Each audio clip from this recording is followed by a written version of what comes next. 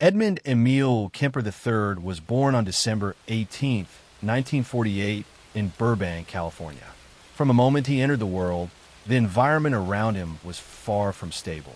His father, Edmund II, had returned from World War II disillusioned and struggling to adjust to family life. His mother, Clarnell Strandberg, was a volatile and domineering woman, quick with insults and criticism. Their marriage was toxic, filled with arguments and bitterness, and young Edmund was caught in the middle.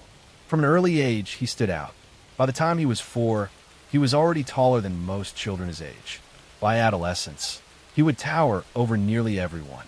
But his unusual height and intelligence did not bring him confidence. Instead, they set him apart. He became isolated, withdrawn, and began sinking into disturbing thoughts. Clarnell, his mother, did nothing to soothe him. Instead, she fed his insecurities. She regularly told her son that he was strange, that no woman would ever want him, that he was destined for loneliness.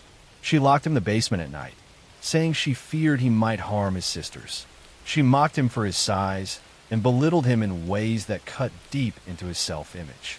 Later in life, Kemper would say that his mother's voice lived inside his head like a permanent echo, humiliating him long after he left her home. As a child, Edmund developed early signs of cruelty. He decapitated his sister's dolls, buried one of the family's cats alive, and killed another with a knife. He would later admit that he derived a sense of power from these acts, a dark rehearsal for what would come years later. He also played a game with his sisters he called Gas Chamber and Electric Chair, where he would pretend to be executed. These are not normal childhood games, but no one stepped in to address them. By his early teens, Kemper's isolation deepened. He fantasized about violence, often imagining himself hurting women. He became fascinated with weapons, and he practiced with guns and knives. When his parents' marriage finally collapsed, his fragile world grew even more unstable. His father left, and Edmund was left in the care of his mother, who never let him forget her resentment. At 14, desperate to escape her control, Kemper ran away to find his father, who had remarried. But his father rejected him, saying there was no place for him in his new life.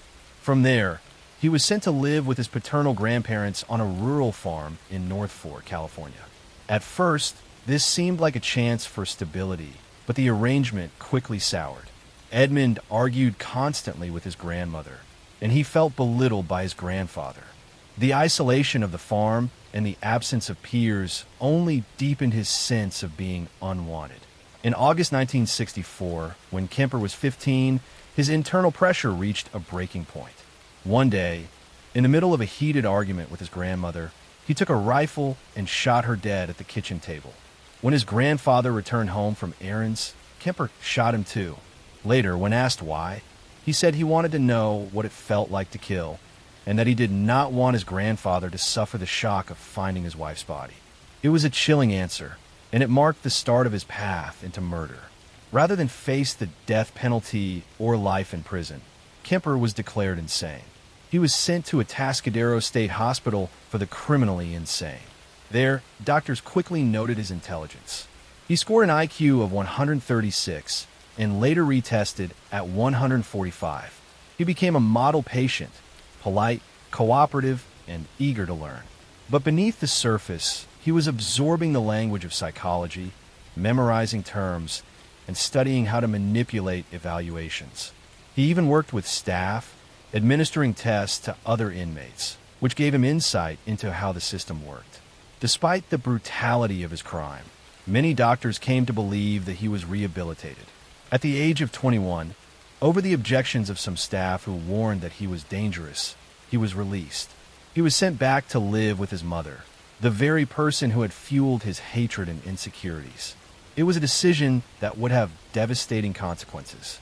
From 1969 to 1972, Kemper struggled to find direction. He worked a series of jobs, including road construction and later with the State Highway Department. On the surface, he was quiet and responsible. He even tried to become a police officer, but was rejected because of his massive size, 6'9" and nearly 300 pounds. He still hung around police bars, befriending officers, who nicknamed him Big Ed. He listened closely when they spoke about investigations, learning how they thought. By 1972, his relationship with his mother had grown worse. She drank heavily, insulted him daily, and reminded him of his failures with women. At the same time, Kemper's violent fantasies returned. California was in the middle of a cultural shift, with thousands of young people hitchhiking along highways, often college students from nearby universities. For Kemper, they became targets. That year, he began picking up female hitchhikers, at first letting them go, rehearsing in his mind how he would kill them. Eventually, the fantasies spilled into action. Between 1972 and 1973, Edmund Kemper abducted and murdered 6 young women, most of them students from colleges near Santa Cruz. He picked them up on the side of the road, drove them to isolated areas, and killed them. His methods were brutal, and his treatment of their bodies after death revealed a disturbing desire for control and possession. At the same time, he continued to live with his mother, hiding his crimes, even while police investigated the disappearances of young women in the area. Officers never suspected him, partly because of his friendships with some members of law enforcement. He seemed like a helpful giant, a man with no criminal record since his juvenile release. The killings escalated until April 1973, when Kemper turned his rage fully onto the person he had blamed his entire life, his mother. One night, after an argument, he bludgeoned her to death with a hammer and slit her throat. He then decapitated her and carried out disturbing acts on her remains. Afterward, he called one of her friends and lured her over to the house, killing her too, as if to create a cover story. But after this, something in Kemper shifted. The cycle of violence that had driven him seemed to run its course. He drove aimlessly for days before finally stopping in Colorado and calling the police to confess. At first, officers thought he was joking. Big Ed was their friend. But when he gave details only the killer could know, they realized it was true. Edmund Kemper was arrested without resistance. In interviews, he calmly described his crimes in detail, showing little emotion. His intelligence made his confessions chilling, as he articulated his motives with a detached clarity. At trial, he pled guilty, and in 1973, he was sentenced to life in prison without the possibility of parole. He remains alive today, incarcerated in California, where he has become the subject of books, documentaries, and academic studies. His ability to articulate his thoughts has made him a disturbing figure in the study of criminal psychology. He has granted multiple interviews, calmly describing acts of violence with a voice that seems almost clinical. Andrei Chikatilo was born on October 16, 1936 in the village of Yablok, Ukraine, then part of the Soviet Union. His childhood was marked by famine, war, and fear. The Holodomor, engineered by Stalin's policies, had ended before his birth but left deep scars. His family often went without food, surviving on scraps, weeds, and whatever they could gather. His father, Roman, was conscripted into the Red Army during World War II and later captured by the Germans. This was considered a mark of shame in Stalin's Soviet Union, and the family suffered for it. His mother, Anna, struggled to raise her children in desperate poverty. She told Andrei stories that haunted him for life. One tale was that an older brother, Stepan, had been kidnapped and eaten by neighbors during the famine. Whether true or not, it created terrifying images of cannibalism that never left him. As a child, Andrei was sickly and withdrawn. He suffered from bedwetting into his teens and was bullied mercilessly. His eyesight was poor and he struggled to read. In school, he was shy, awkward, and often the target of cruelty.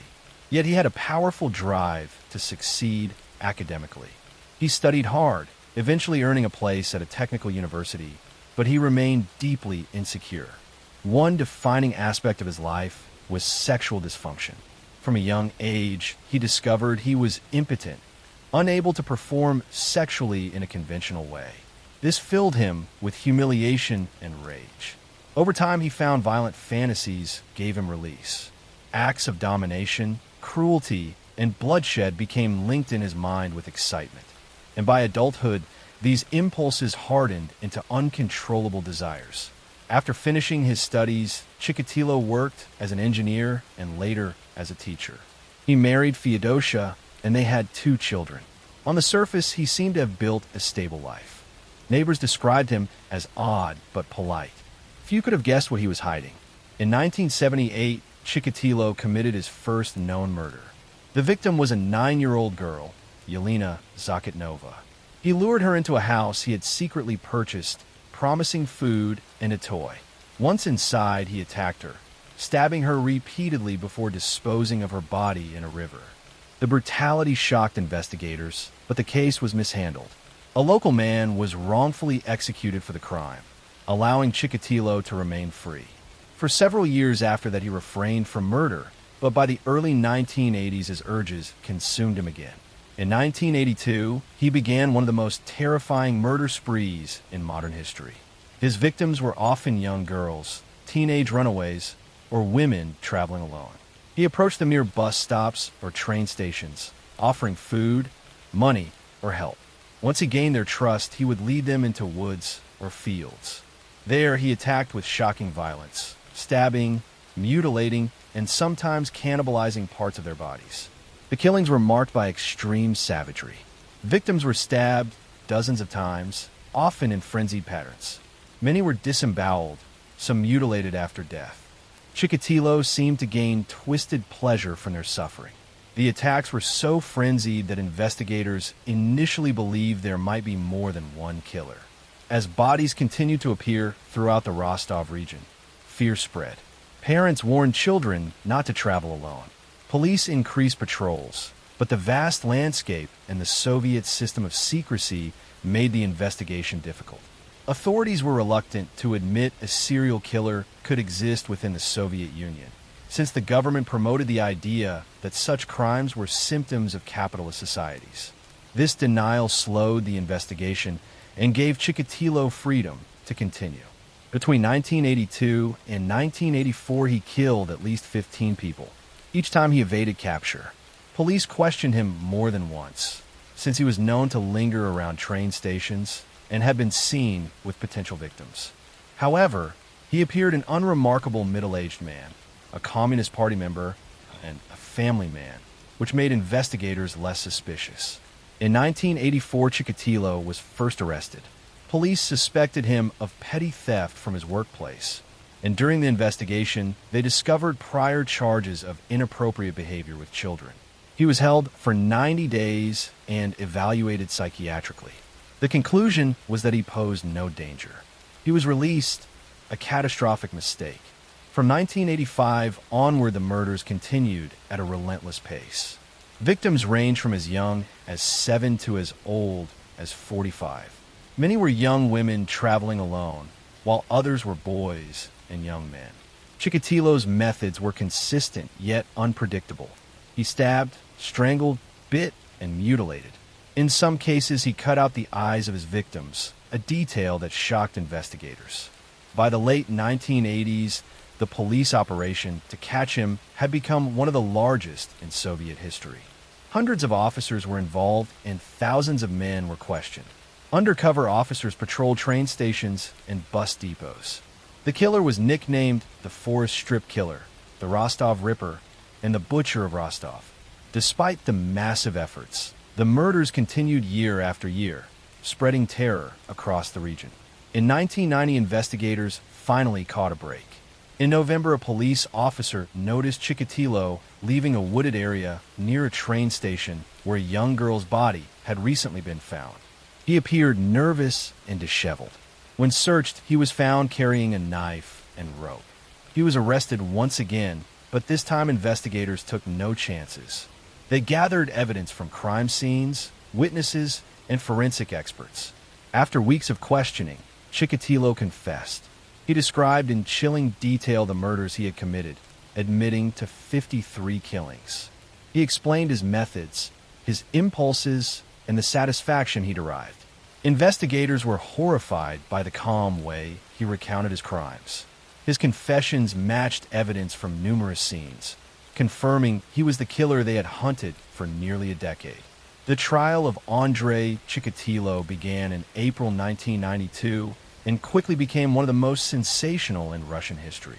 Held in Rostov-on-Don, it was attended by families of victims, journalists, and onlookers.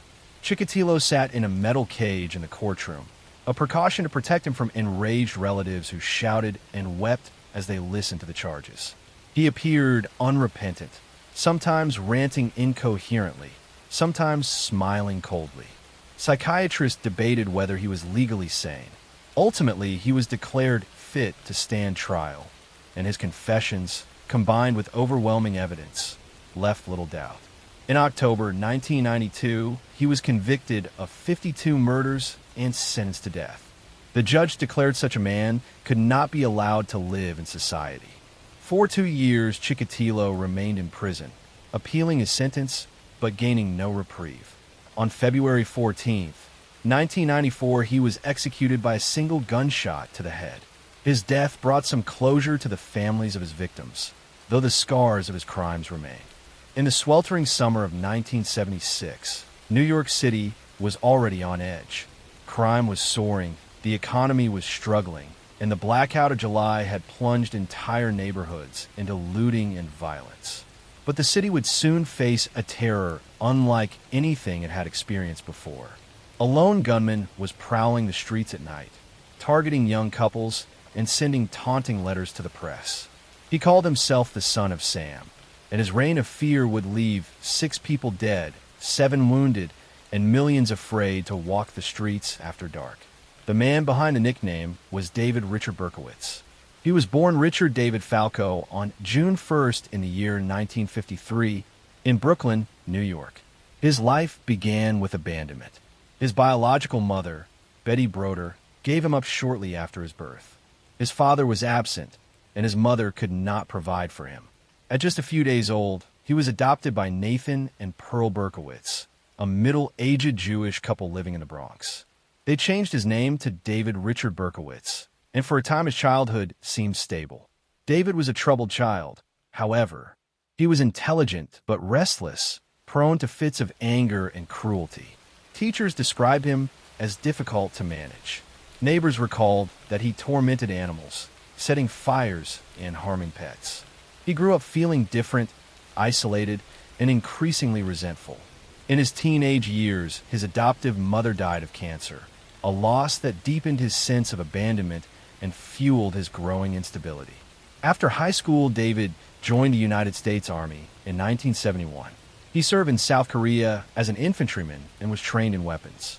His time in the Army gave him structure, but it did little to heal his inner turmoil. He was honorably discharged in 1974 and returned to New York, but he struggled to adjust to civilian life. He worked a series of low-wage jobs, lived alone in small apartments, and drifted deeper into loneliness and obsession. By 1975, David Berkowitz began a spiral. He became fascinated with the occult, reading books about Satanism and demons. He later claimed to have heard voices commanding him to kill, voices he believed were transmitted through his neighbor's dog.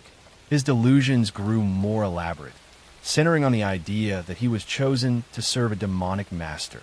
In the early hours of July 29, 1976, Berkowitz acted on his violent impulses for the first time.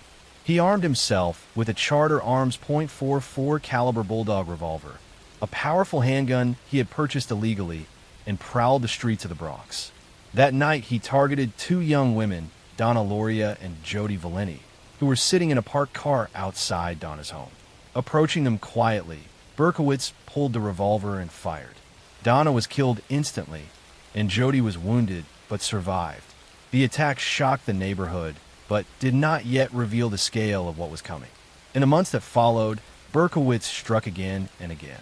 On October 23, 1976, he shot Carl DeNaro and Rosemary Keenan as they sat in a parked car in Queens. Both survived, but Carl was left with a metal plate in his head. On November 26th, he shot Donna DeMazy and Joan Lomino, 2 teenage girls in Queens. Joan was left paralyzed. Each attack followed a similar pattern. Couples sitting in cars late at night, often in working-class neighborhoods, were suddenly ambushed by a man with a revolver. The randomness of the crimes spread fear. The killer left no clear motive, no personal connection to the victims. By early 1977, the press began to link the shootings together. On January 30th, 1977, Berkowitz struck again, killing Christine Freund and wounding her fiancé John Deal as they sat in a car after leaving a movie theater in Queens. 2 months later, on March 8th, he attacked Columbia University student Virginia Voskerikian as she walked home in Queens. She was shot in the face and killed instantly.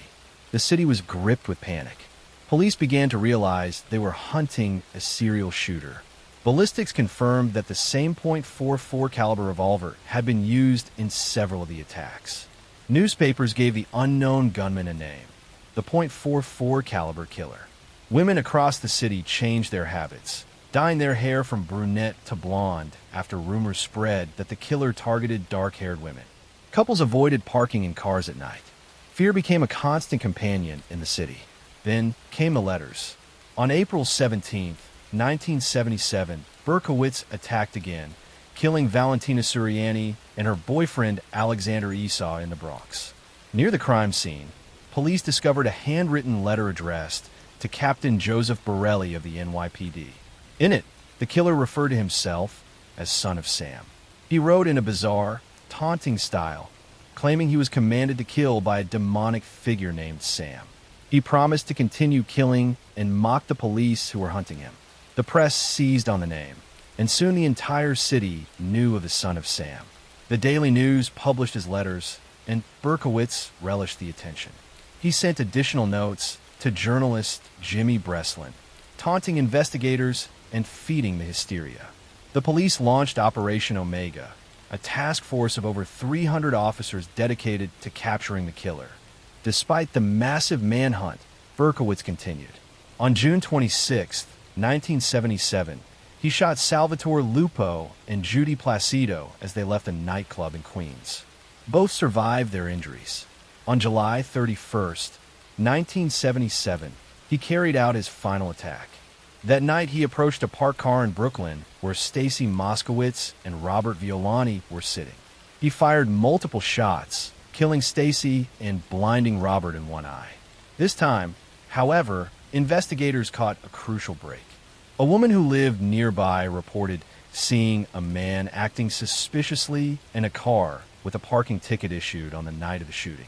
Detectives traced the ticket to David Berkowitz in Yonkers. Surveillance of his apartment quickly confirmed their suspicions. On August 10, 1977, police arrested him as he left his building. Inside his car, they found maps, weapons, and another letter threatening further violence. When questioned, Berkowitz confessed immediately. He admitted to the shootings and explained his delusional belief that a demon had ordered him to kill through the voice of his neighbor's dog. His calm demeanor and lack of remorse shocked investigators. The trial of David Berkowitz took place in 1978. His defense argued that he was mentally ill, but psychiatric evaluations concluded that he was competent to stand trial. Faced with overwhelming evidence, Berkowitz pleaded guilty to 6 counts of murder and was sentenced to 6 consecutive life terms in prison. Over the years, Berkowitz's story took further strange turns. In the 1980s, he claimed to have been part of a satanic cult that orchestrated the murders, though these claims were never substantiated. Later, he declared himself a born-again Christian, writing letters of repentance from prison. He remains incarcerated in New York, where he is serving his life sentences without possibility of parole. The Son of Sam case left an indelible mark on New York City. It was not only the brutality of the crimes, but the atmosphere of fear, the sense that anyone could be next, that haunted the city during those years. The media frenzy, the taunting letters, and the scale of the police response made the case one of the most infamous in American criminal history. David Berkowitz entered the world on June 1st, 1953, in Brooklyn, New York. He was born as Richard David Falco, the illegitimate child of Elizabeth Broder and Joseph Kleinman. His father was already married to another woman, and his mother was struggling financially and emotionally. Within just a few days of his birth, she gave him up for adoption. The infant boy was taken in by Nathan and Pearl Berkowitz, a middle-class Jewish couple who lived in the Bronx. They renamed him David Richard Berkowitz. For the first years of his life, it seemed like he would grow up in a stable home. His adoptive parents doted on him, but inside, David carried feelings of abandonment that would never go away. Growing up, David was restless and troubled. He had difficulty concentrating in school, often lashed out at other children, and developed an early fascination with destruction. One of the first signs of his darker impulses was his obsession with fire. Even as a child, he was caught setting small fires in trash cans and vacant lots. The thrill of watching flames spread gave him a sense of power and control. As he grew older, this obsession escalated. Investigators later discovered that during his adolescence, he may have set more than 1,000 separate fires across New York City, meticulously documenting them in notebooks. This compulsion foreshadowed the compulsive violence that would later define his adult life. Tragedy struck when David was just 14. His adoptive mother, Pearl, who had been the center of his emotional world, died of breast cancer. The loss shattered him. His father, Nathan, soon remarried, but David rejected his stepmother. The home felt cold, and the teenager spiraled further into isolation. He became angry, rebellious, and distant. He wandered the streets late at night, broke into houses, vandalized property, and nurtured violent fantasies. Teachers described him as disruptive and emotionally unstable. Neighbors noticed his odd behavior and tendency to lash out unpredictably. David began to feel like an outsider, unwanted in school, unwanted at home, and fundamentally disconnected from everyone around him.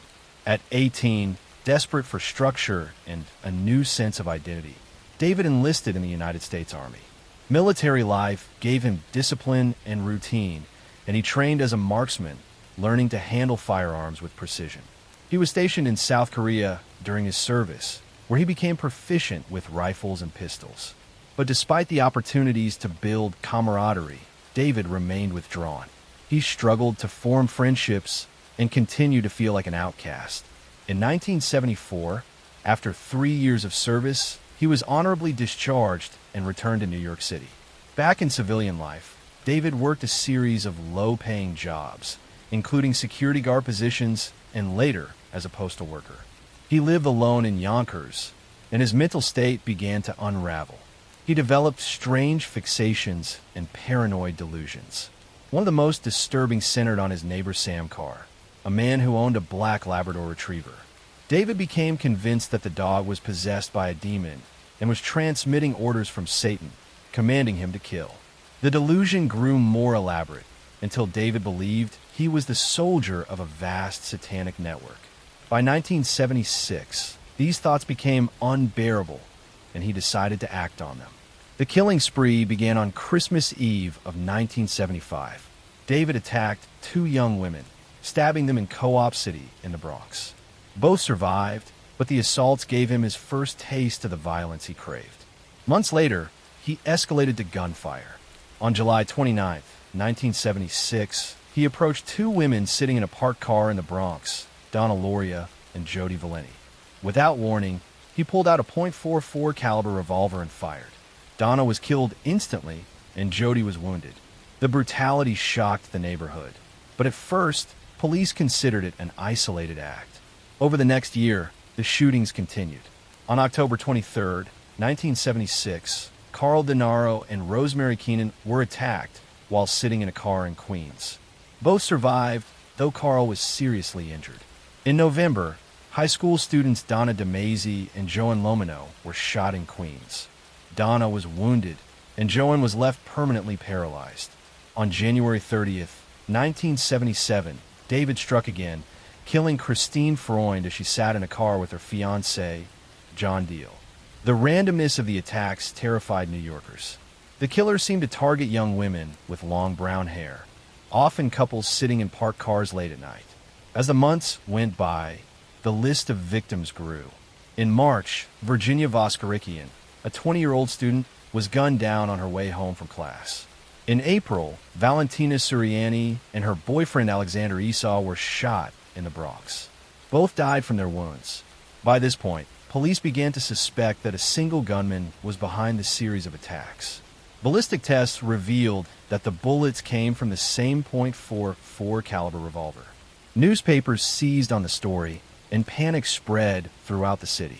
Women died or cut their hair to avoid fitting the killer's apparent preference. Couples avoided parking in lovers' lanes. Nightlife across the boroughs slowed. The fear of the unknown gunman seeped into daily life.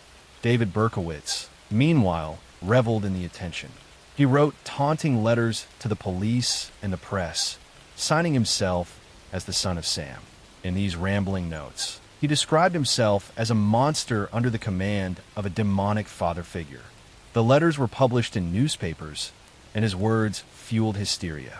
He enjoyed watching the city tremble. The killings continued into the summer of 1977.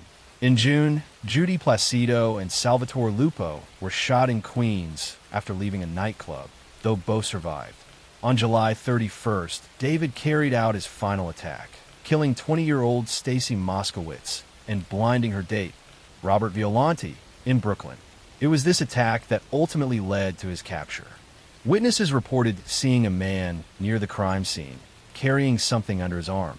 A woman noticed a suspicious figure tearing up a parking ticket on his car near the shooting site. Investigators traced the ticket to a Ford Galaxy registered to David Berkowitz in Yonkers.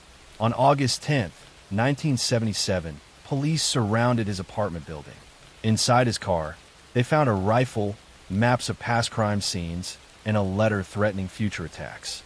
When they knocked on his door, David reportedly greeted them calmly, saying, "You got me." In custody, Berkowitz confessed to the shootings. He claimed that he was obeying commands from a demon who spoke through Sam Carr's dog. Although these claims raised questions about his sanity, he was declared competent to stand trial.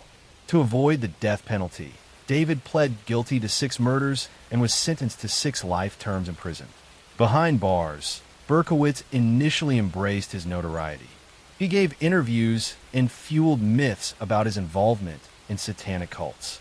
In the late 1980s, he claimed to have undergone a religious conversion, declaring himself a born-again Christian. Over the decades, he has remained in prison, occasionally speaking to the media, but never leaving the confines of his cell. Hamilton Howard Fish, who the world would later know as Albert Fish, was born on May 19th in the year 1870 in Washington, D.C.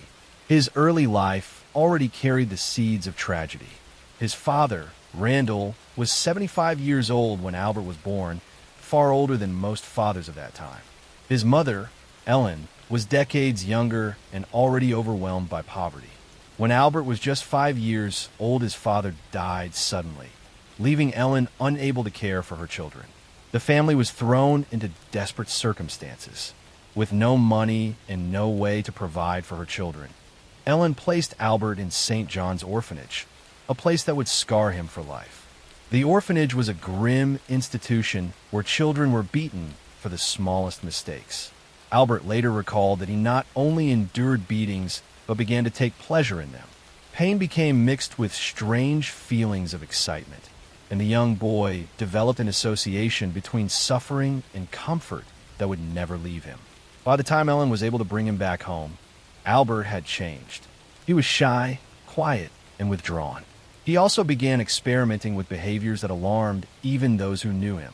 He would insert needles into his body, whip himself, and secretly harm himself in ways that most could not imagine. As he grew older, these impulses only deepened. Albert also struggled with humiliation. Children teased him for his birth name, Hamilton, and he quickly adopted the name Albert, after a dead sibling. He found some solace in this new identity, but he never truly escaped his inner turmoil. In 1898, at the age of 28, Albert married a woman named Anna Mary Hoffman. Together, they had 6 children, and for a time it seemed that Albert might build a stable life. He worked as a house painter, took care of his children, and presented himself as a quiet, if eccentric man. But the reality inside the home was far darker. He abused his children in cruel ways, forcing them to endure bizarre punishments. He also began to indulge in perverse habits in secret, writing obscene letters to women whose names he found in personal ads, and frequenting places where he could feed his obsessions. His wife eventually abandoned him, running away with another man and leaving Albert alone with his children. From that point forward, his descent quickened.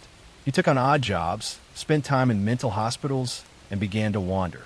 He developed an obsession with cannibalism, studying stories of it and fantasizing about tasting human flesh.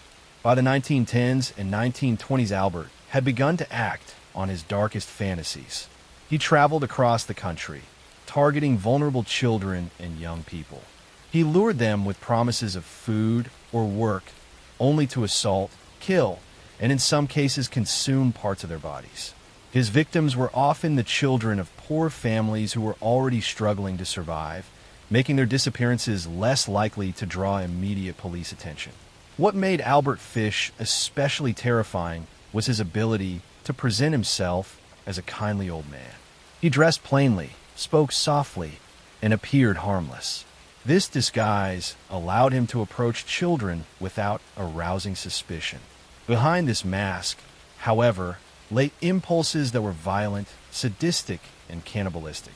The most infamous of his crimes occurred in 1928. That summer, Fish encountered the Budd family in Manhattan. Edward Budd was a young man looking for work, and Fish presented himself as a wealthy farmer seeking to hire help. He promised Edward a job in the country and charmed the family with his polite manner. When Fish returned to the Budd household, he claimed he could not take Edward immediately, but suggested he could take Edward's younger sister, 10-year-old Grace, to a party that very afternoon. Trusting the kindly old man, Grace's parents allowed her to go. She never came back. Fish took Grace to a house he had rented, where he murdered her in a manner too horrific for the public to fully comprehend. Years later, he wrote a letter to the Budd family describing in explicit detail what he had done. The letter was filled with twisted justifications and graphic accounts of cannibalism. It was this letter that finally led police to him, as the envelope bore a small clue that investigators were able to trace back to Fish. When Albert Fish was arrested in 1934, the nation was stunned. The kindly old man was revealed to be one of the most sadistic killers in American history. During questioning, he confessed to numerous crimes, many of which could not even be verified.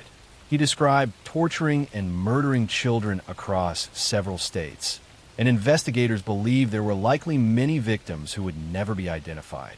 Fish's trial began in March 1935 in White Plains, New York. The proceedings drew enormous attention from the public, who struggled to comprehend the depravity of the crimes. Fish's defense argued that he was insane, pointing to his bizarre behaviors, his obsession with pain, and his long history of mental illness. Indeed, psychiatrists diagnosed him with multiple disorders, but the jury was not persuaded. They believed that despite his madness, he knew what he had done was wrong. The jury convicted him of Grace Budd's murder, and he was sentenced to death. Fish accepted his sentence calmly, even eagerly.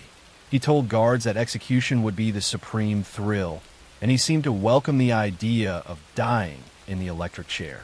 On January 16, 1936, Albert Fish was executed at Sing Sing prison. Witnesses said he died quickly, without resistance. After his death, investigators continued to debate the true extent of his crimes. Some believe he may have killed more than 100 children, though only a fraction of his victims could ever be confirmed. His case left a legacy of horror, a reminder of how evil can sometimes hide behind the face of a seemingly harmless old man. The story of Albert Fish continues to disturb and fascinate criminologists, historians, and the public. His life reflected the worst possibilities of human behavior, shaped by early trauma, mental illness, and unchecked violence. Though he is long gone, the shadow of his deeds lingers in the annals of true crime, a chilling tale that reminds us of the darkness that can reside within a single person. Gary Leon Ridgway was born in Salt Lake City in 1949 and grew up in Washington State in a working-class family.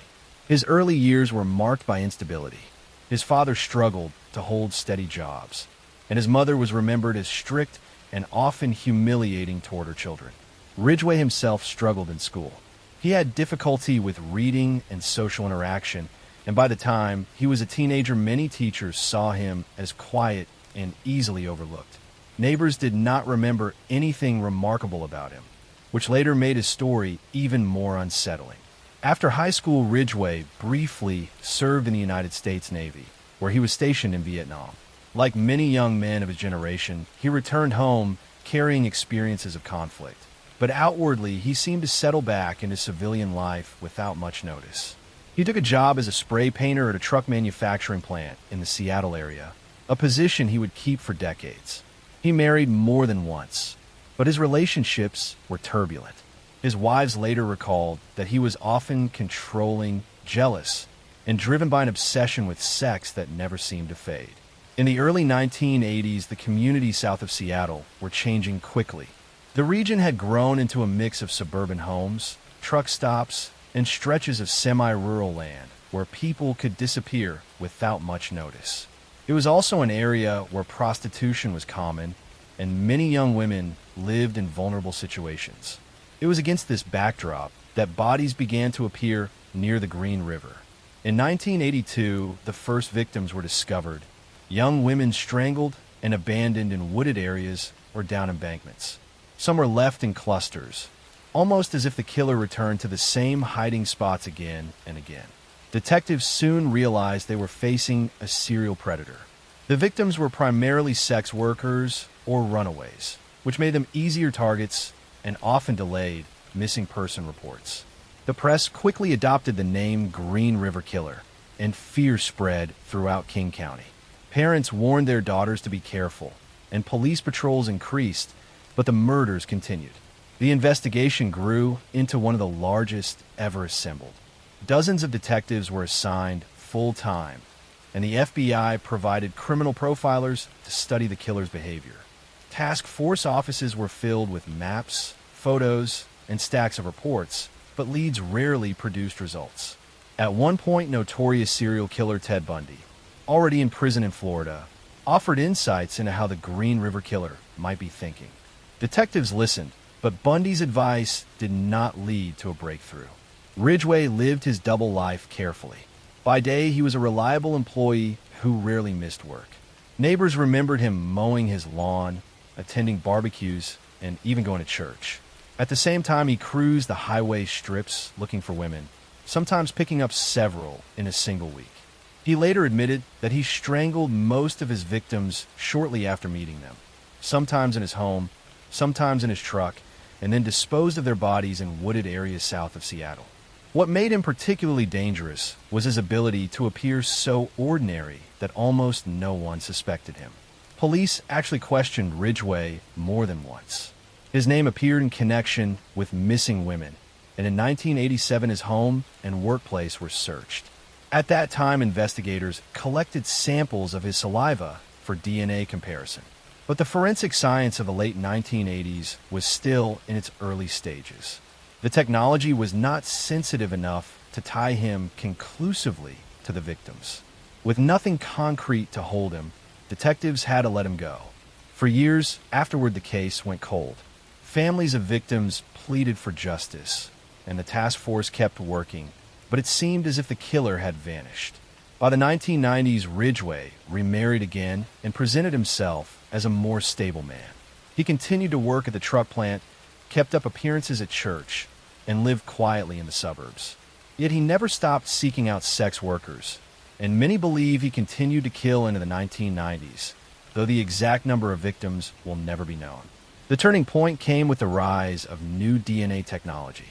In the late 1990s and early 2000s, forensic laboratories had developed far more powerful techniques for testing small and degraded samples. Detectives in King County began re-examining old evidence from the Green River cases. In 2001, the results came back. DNA collected from several victims in the 1980s now matched the sample taken from Ridgway years earlier. After almost 20 years of frustration, the task force finally had proof. In November 2001, Ridgway was arrested outside the truck plant where he had worked for 30 years. The quiet man who had blended into the community for decades was suddenly revealed as the prime suspect in the largest serial murder case in American history. His arrest shocked neighbors and co-workers. many of whom said they could not believe that the polite man they knew was capable of such crimes. The legal proceedings that followed were enormous. In 2003, Ridgway reached a plea agreement with prosecutors.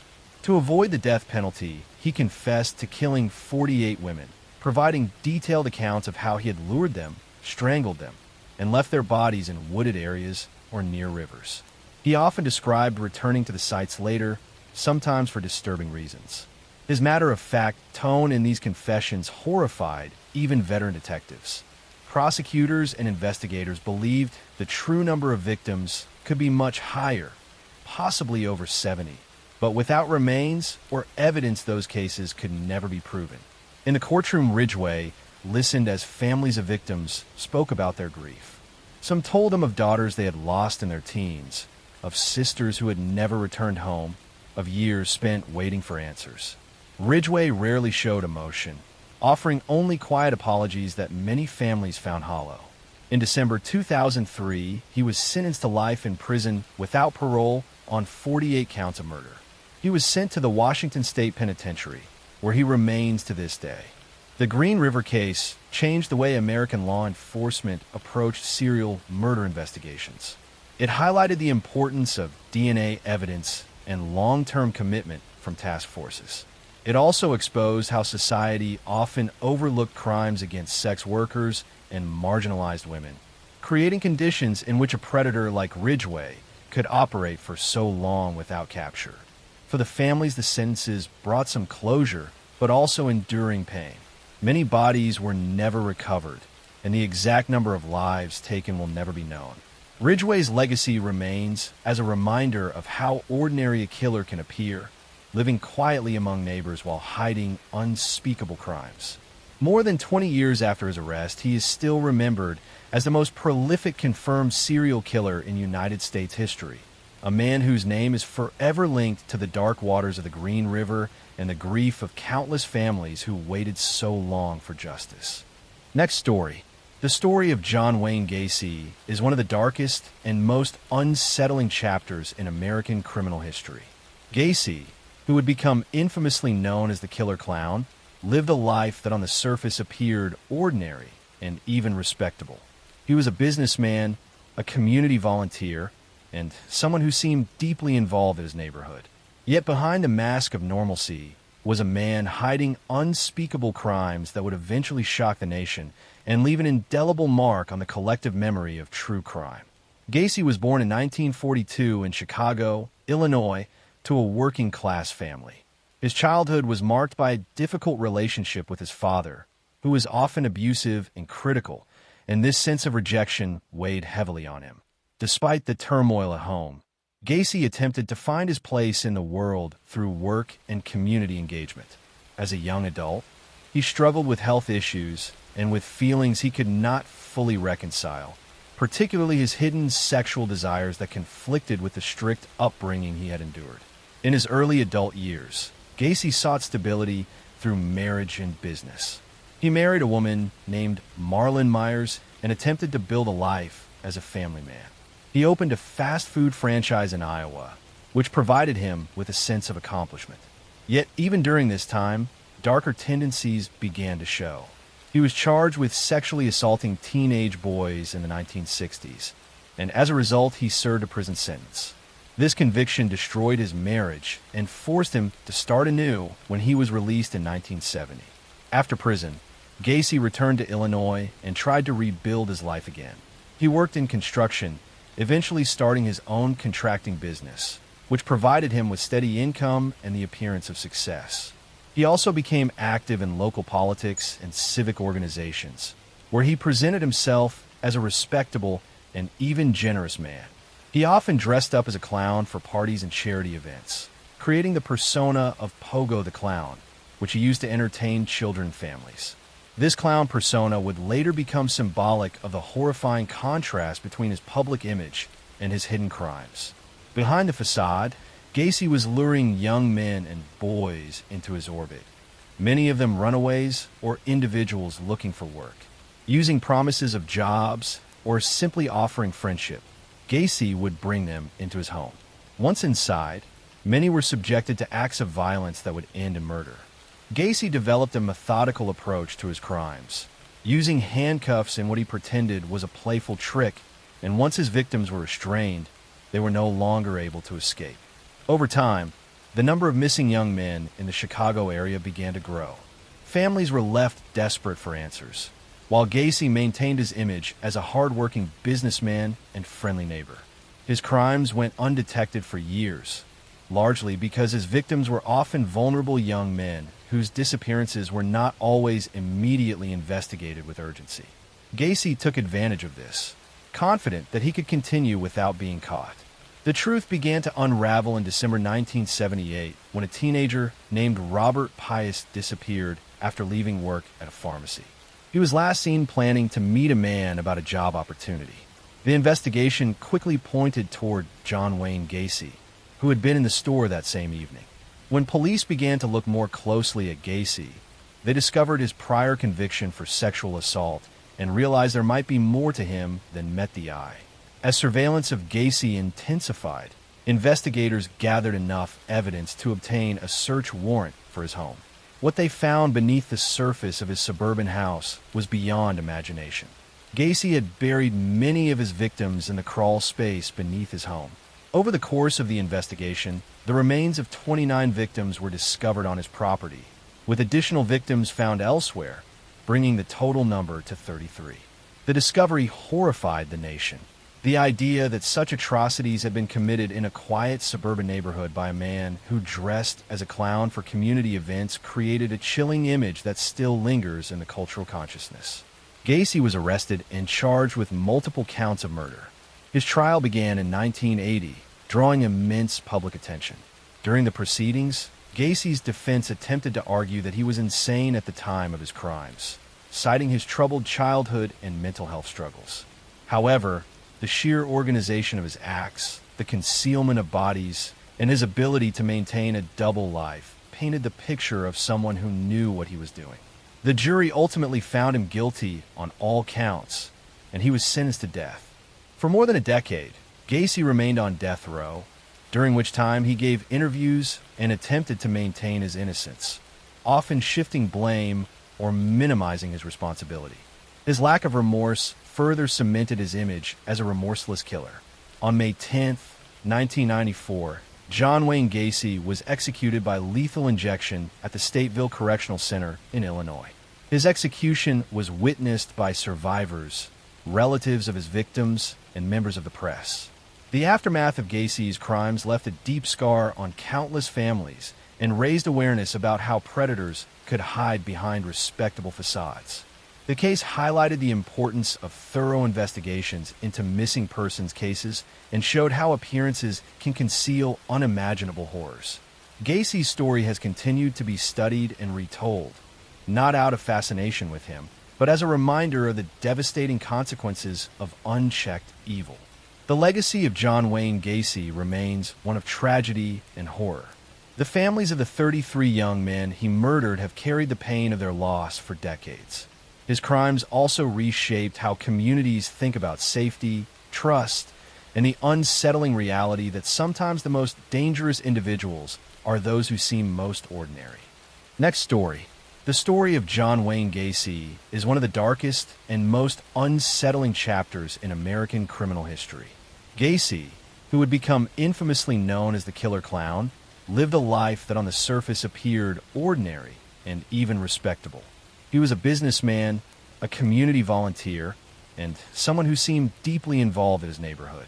Yet behind a mask of normalcy was a man hiding unspeakable crimes that would eventually shock the nation and leave an indelible mark on the collective memory of true crime. Gacy was born in 1942 in Chicago, Illinois, to a working-class family. His childhood was marked by a difficult relationship with his father, who was often abusive and critical, and this sense of rejection weighed heavily on him.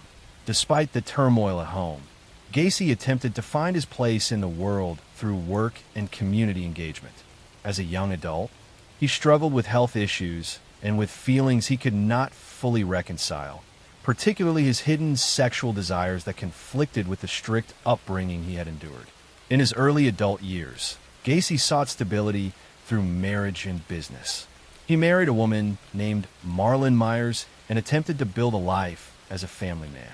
He opened a fast food franchise in Iowa, which provided him with a sense of accomplishment. Yet, even during this time, darker tendencies began to show. He was charged with sexually assaulting teenage boys in the 1960s, and as a result, he served a prison sentence. This conviction destroyed his marriage and forced him to start anew when he was released in 1970. After prison, Gacy returned to Illinois and tried to rebuild his life again. He worked in construction, eventually starting his own contracting business, which provided him with steady income and the appearance of success.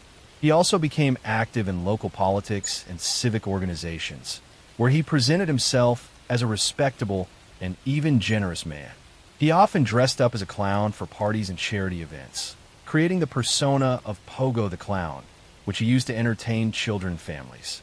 This clown persona would later become symbolic of the horrifying contrast between his public image and his hidden crimes. Behind the facade, Gacy was luring young men and boys into his orbit, many of them runaways or individuals looking for work. Using promises of jobs or simply offering friendship, Gacy would bring them into his home. Once inside, many were subjected to acts of violence that would end in murder. Gacy developed a methodical approach to his crimes, using handcuffs in what he pretended was a playful trick, and once his victims were restrained, they were no longer able to escape. Over time, the number of missing young men in the Chicago area began to grow. Families were left desperate for answers, while Gacy maintained his image as a hard-working businessman and friendly neighbor.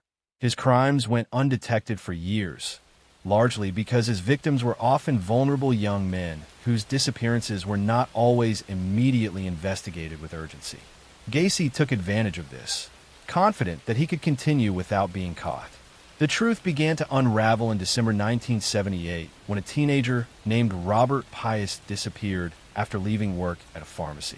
He was last seen planning to meet a man about a job opportunity. The investigation quickly pointed toward John Wayne Gacy, who had been in the store that same evening. When police began to look more closely at Gacy, they discovered his prior conviction for sexual assault and realized there might be more to him than met the eye. As surveillance of Gacy intensified, investigators gathered enough evidence to obtain a search warrant for his home. What they found beneath the surface of his suburban house was beyond imagination. Gacy had buried many of his victims in the crawl space beneath his home. Over the course of the investigation, the remains of 29 victims were discovered on his property, with additional victims found elsewhere, bringing the total number to 33. The discovery horrified the nation. The idea that such atrocities had been committed in a quiet suburban neighborhood by a man who dressed as a clown for community events created a chilling image that still lingers in the cultural consciousness. Gacy was arrested and charged with multiple counts of murder. His trial began in 1980, drawing immense public attention. During the proceedings, Gacy's defense attempted to argue that he was insane at the time of his crimes, citing his troubled childhood and mental health struggles.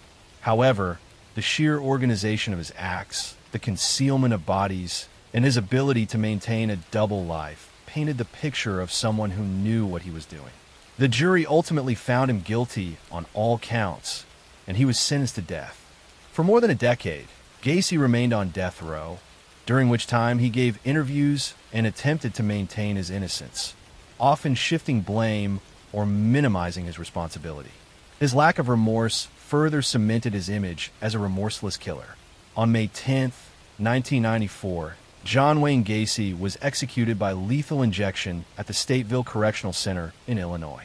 His execution was witnessed by survivors, relatives of his victims, and members of the press. The aftermath of Gacy's crimes left a deep scar on countless families and raised awareness about how predators could hide behind respectable facades. The case highlighted the importance of thorough investigations into missing persons cases and showed how appearances can conceal unimaginable horrors. Gacy's story has continued to be studied and retold, not out of fascination with him, but as a reminder of the devastating consequences of unchecked evil. The legacy of John Wayne Gacy remains one of tragedy and horror. The families of the 33 young men he murdered have carried the pain of their loss for decades. His crimes also reshaped how communities think about safety, trust, and the unsettling reality that sometimes the most dangerous individuals are those who seem most ordinary. Next story. The story of Aileen Wuornos is one of the most infamous true crime cases in America. Not only because of the killing she committed, but because of the complex life she lived and the way her case blurred the line between victim and perpetrator. Her story is often remembered through the media image of a cold-blooded female serial killer. But beneath that image lies a history of trauma, instability, and desperation that shaped the course of her life. Aileen Carol Wuornos was born in Rochester, Michigan in 1956. Her childhood was marked by hardship from the very beginning. Her father, who she never truly knew, was in prison for violent offenses and would later take his own life. Her mother abandoned Aileen and her brother when they were very young, leaving them in the care of their grandparents. Life with her grandparents was far from stable. Her grandfather was a strict and abusive figure, and her grandmother struggled with alcoholism.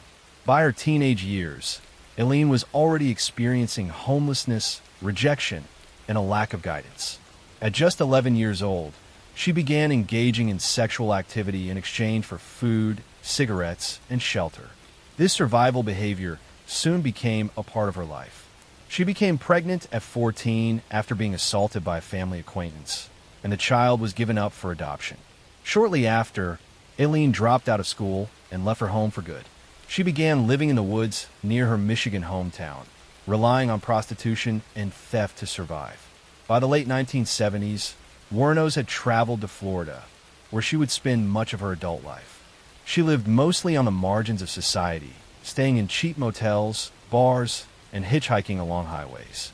She supported herself through sex work, often trading services for money, food, or even a place to sleep. Her encounters with law enforcement were frequent, and she was arrested multiple times for disorderly conduct, theft, and weapons charges. In 1986, Wuornos met Tyria Moore, a hotel maid who would become her longtime companion. The two women began a romantic relationship and lived together, with Wuornos continuing to earn money through prostitution. Their bond was strong, and despite their constant financial struggles, Wuornos was deeply attached to Moore. Between 1989 and 1990, Wuornos embarked on a killing spree that would shock Florida and the rest of the country. Over the course of 12 months, 7 men were murdered along highways across the state.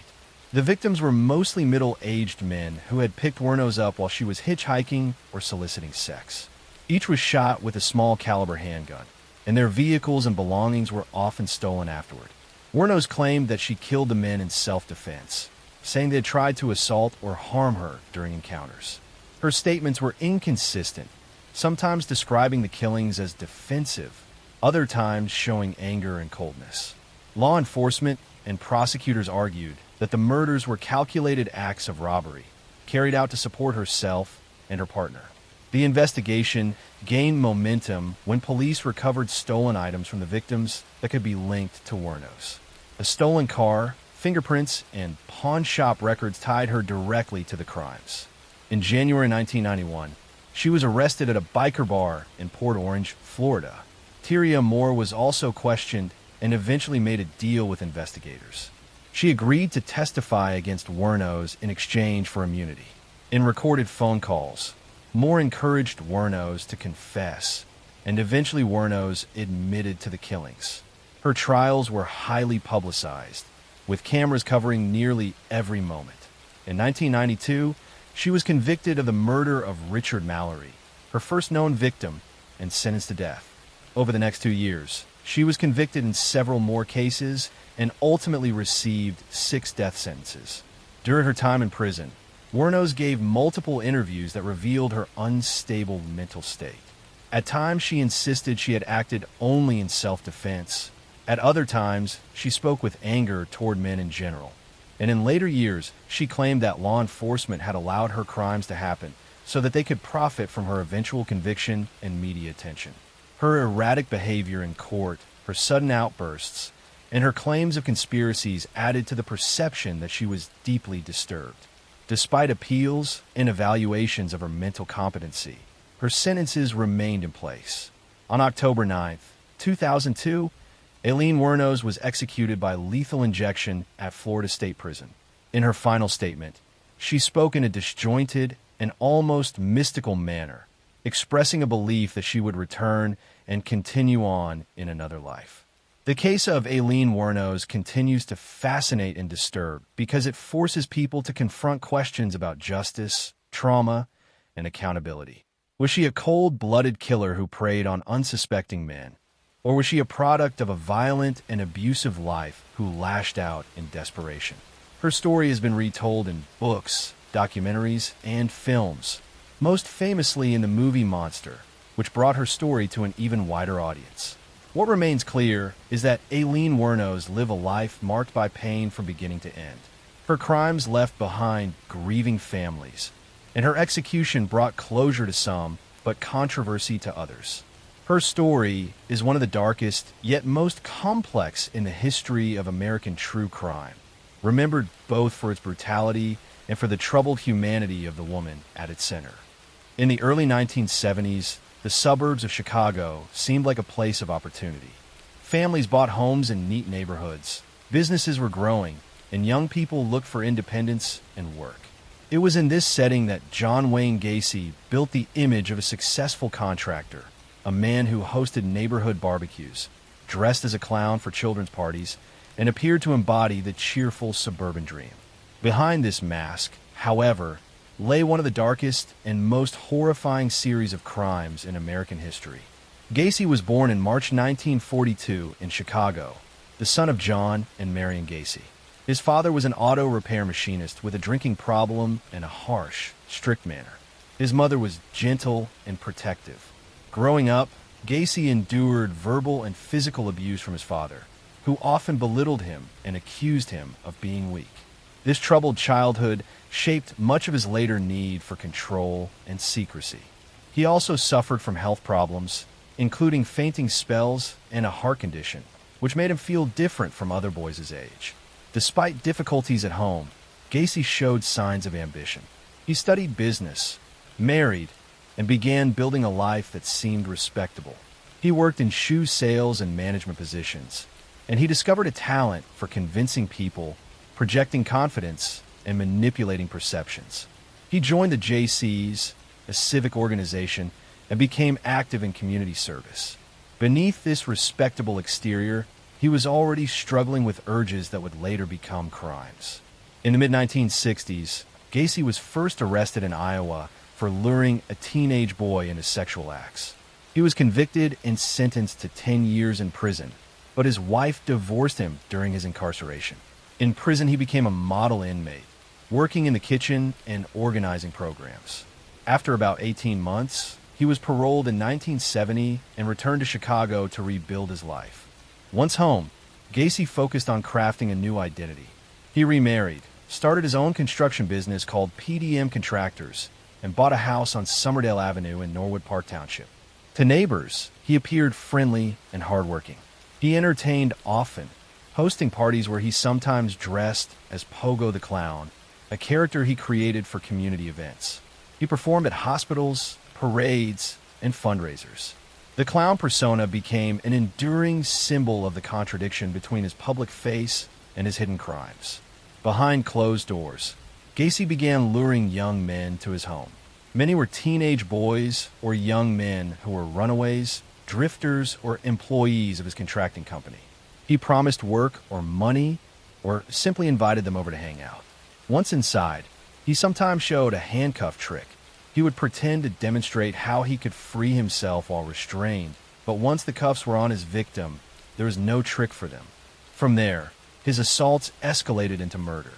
Throughout the 1970s, boys and young men began disappearing around Chicago. Some families reported their sons missing after job interviews with Gacy's company. Others vanished after being last seen at bus stops or outside stores. Police investigated, but at the time, missing teenage boys were often dismissed as runaways, especially if they were from troubled homes. Gacy took advantage of this, confident no one would connect the disappearances to him. Inside his home, Gacy was hiding a grim secret. Beneath the floors was a crawl space where he buried many of his victims. He dug trenches under the house and placed bodies inside, layering them with lime and soil. When the crawl space became too full, he began dumping bodies into the Des Plaines River. By the late 1970s, he had murdered at least 33 young men and boys. His double life continued to fool most people. He was known in local politics, appeared with prominent Democratic figures, and continued performing as Pogo the Clown. Even his employees sometimes suspected nothing, though a few grew uneasy with his mood swings and controlling behavior. The downfall of Gacy began in December 1978 with the disappearance of 15-year-old Robert Piest. Robert worked at a pharmacy and never returned home after his shift. His mother reported him missing, mentioning that he had spoken about a contractor offering him a job that evening. That contractor was John Wayne Gacy. Detectives traced Robert's last conversation to Gacy. At first, Gacy denied knowing the boy, but inconsistencies emerged. Police began surveillance on his house and movements. They obtained a search warrant and found books on homosexuality and pornography, handcuffs, and driver's licenses that did not belong to him. A strong foul odor came from the crawl space, which Gacy dismissed as drainage issues, but investigators sensed something larger. As pressure mounted, Gacy's behavior became erratic. He invited police into his home multiple times, seeming confident and cocky. Detectives interviewed former employees and young men who described threatening encounters. Police returned with another warrant to fully examine the crawl space. On December 21st, 1978, Gacy finally confessed after a marathon interrogation. He admitted to murdering dozens of young men and burying many beneath his house. Police and evidence technicians began digging under the house, discovering body after body. The stench was overwhelming. Neighbors and reporters swarmed the scene, shocked that the friendly man they knew had been hiding such horror. Over the following weeks, 29 bodies were recovered from the crawl space and yard. Additional victims were later pulled from the Des Plaines River. In total, 33 victims were attributed to Gacy. Identifying them was a long process involving dental records and DNA analysis. Some victims were never fully identified, their names still unknown decades later. The trial began in 1980. Prosecutors presented the physical evidence, survivor testimony, and the grim tally of bodies. The defense argued insanity, claiming multiple personalities, but the jury was not persuaded. In March 1980, Gacy was found guilty of 33 counts of murder, sexual assault, and other charges. He was sentenced to death. During years on death row at Menard Correctional Center, he painted hundreds of pictures, often depicting clowns or abstract scenes. Some were sold at auction, drawing morbid fascination. On May 10th, 1994, after more than 14 years on death row, Gacy was executed by lethal injection. His final meal was fried chicken, French fries, a pound of strawberries, and Diet Coke. When asked for final words, he reportedly said, "Kiss my ass." Outside the prison, families of victims gathered, some holding signs, others weeping. The execution brought a measure of closure, but the grief of those families never fully lifted. John Wayne Gacy's story is not just one of individual horror. It is a story of deception, duality, and the failure of perception. Beneath the most ordinary facades, unimaginable darkness can hide. The suburban streets of Chicago, once a symbol of opportunity, became the stage for one of the most infamous criminal histories in the United States, a cautionary tale whose echoes remain haunting decades later. The case of Jeffrey Dahmer remains one of the darkest chapters in modern crime history. Born in May 1960 in Milwaukee, Wisconsin, Jeffrey grew up in a home that was outwardly normal but internally fractured. His father, Lionel, was a research chemist, and his mother, Joyce, battled her own struggles with mental health. From a young age, Jeffrey displayed signs of detachment from those around him. He was shy, withdrawn, and often preferred to be alone. What stood out to those who later reflected on his youth was a fascination with the dead and with animals in particular. Jeffrey would collect roadkill, study the bodies, and experiment with their bones. At the time, these habits were dismissed as odd, but not alarming enough to demand intervention. As Jeffrey entered his teenage years, his isolation deepened. Alcohol became his companion. He began drinking heavily, even during school hours, hiding liquor in the folds of his clothing or stashing it in lockers. His classmates sometimes laughed about it, but his drinking was a symptom of a deeper emptiness that was consuming him. He felt disconnected from people. At the same time, Jeffrey was beginning to struggle with his own sexual identity, and he later admitted that his urges were mixed with fantasies of control and domination. The pivotal moment that marked his first descent into murder came in June 1978, shortly after his high school graduation. His parents had separated, and Jeffrey was left alone in the family home. One evening, he picked up a hitchhiker named Stephen Hicks. Stephen was a young man heading to a rock concert, and he accepted Jeffrey's invitation to stop at the house for some drinks. At first, the atmosphere was friendly, but as the night wore on, Jeffrey realized that Stephen wanted to leave.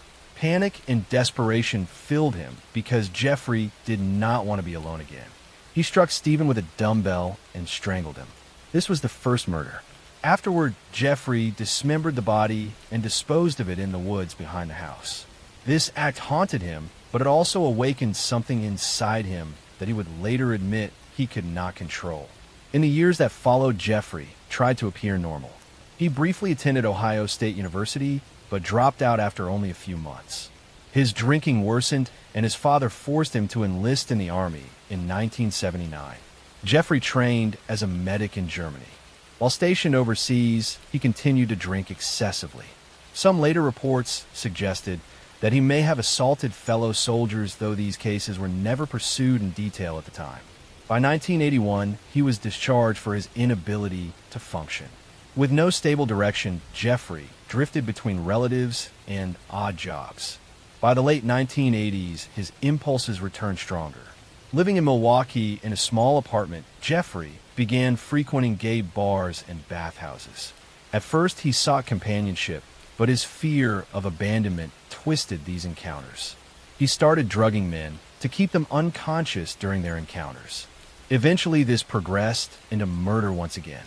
In 1987, he killed Stephen Twomey in a hotel room after a night of drinking.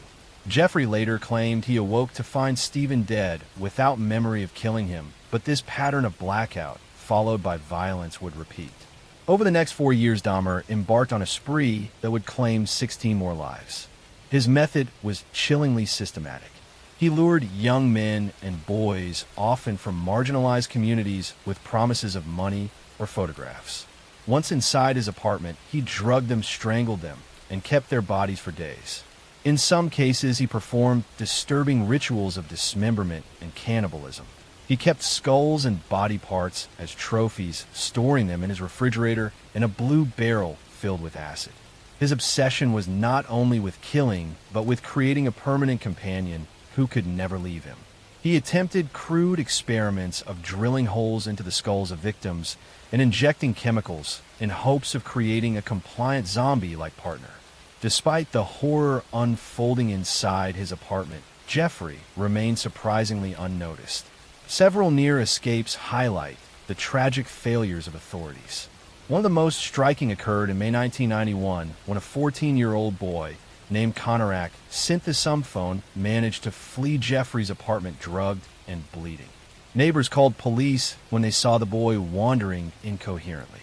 Officers arrived, but Jeffrey convinced them that Konarak was his adult lover and that it was a private matter. The police accepted this explanation and left the boy in Jeffrey's custody.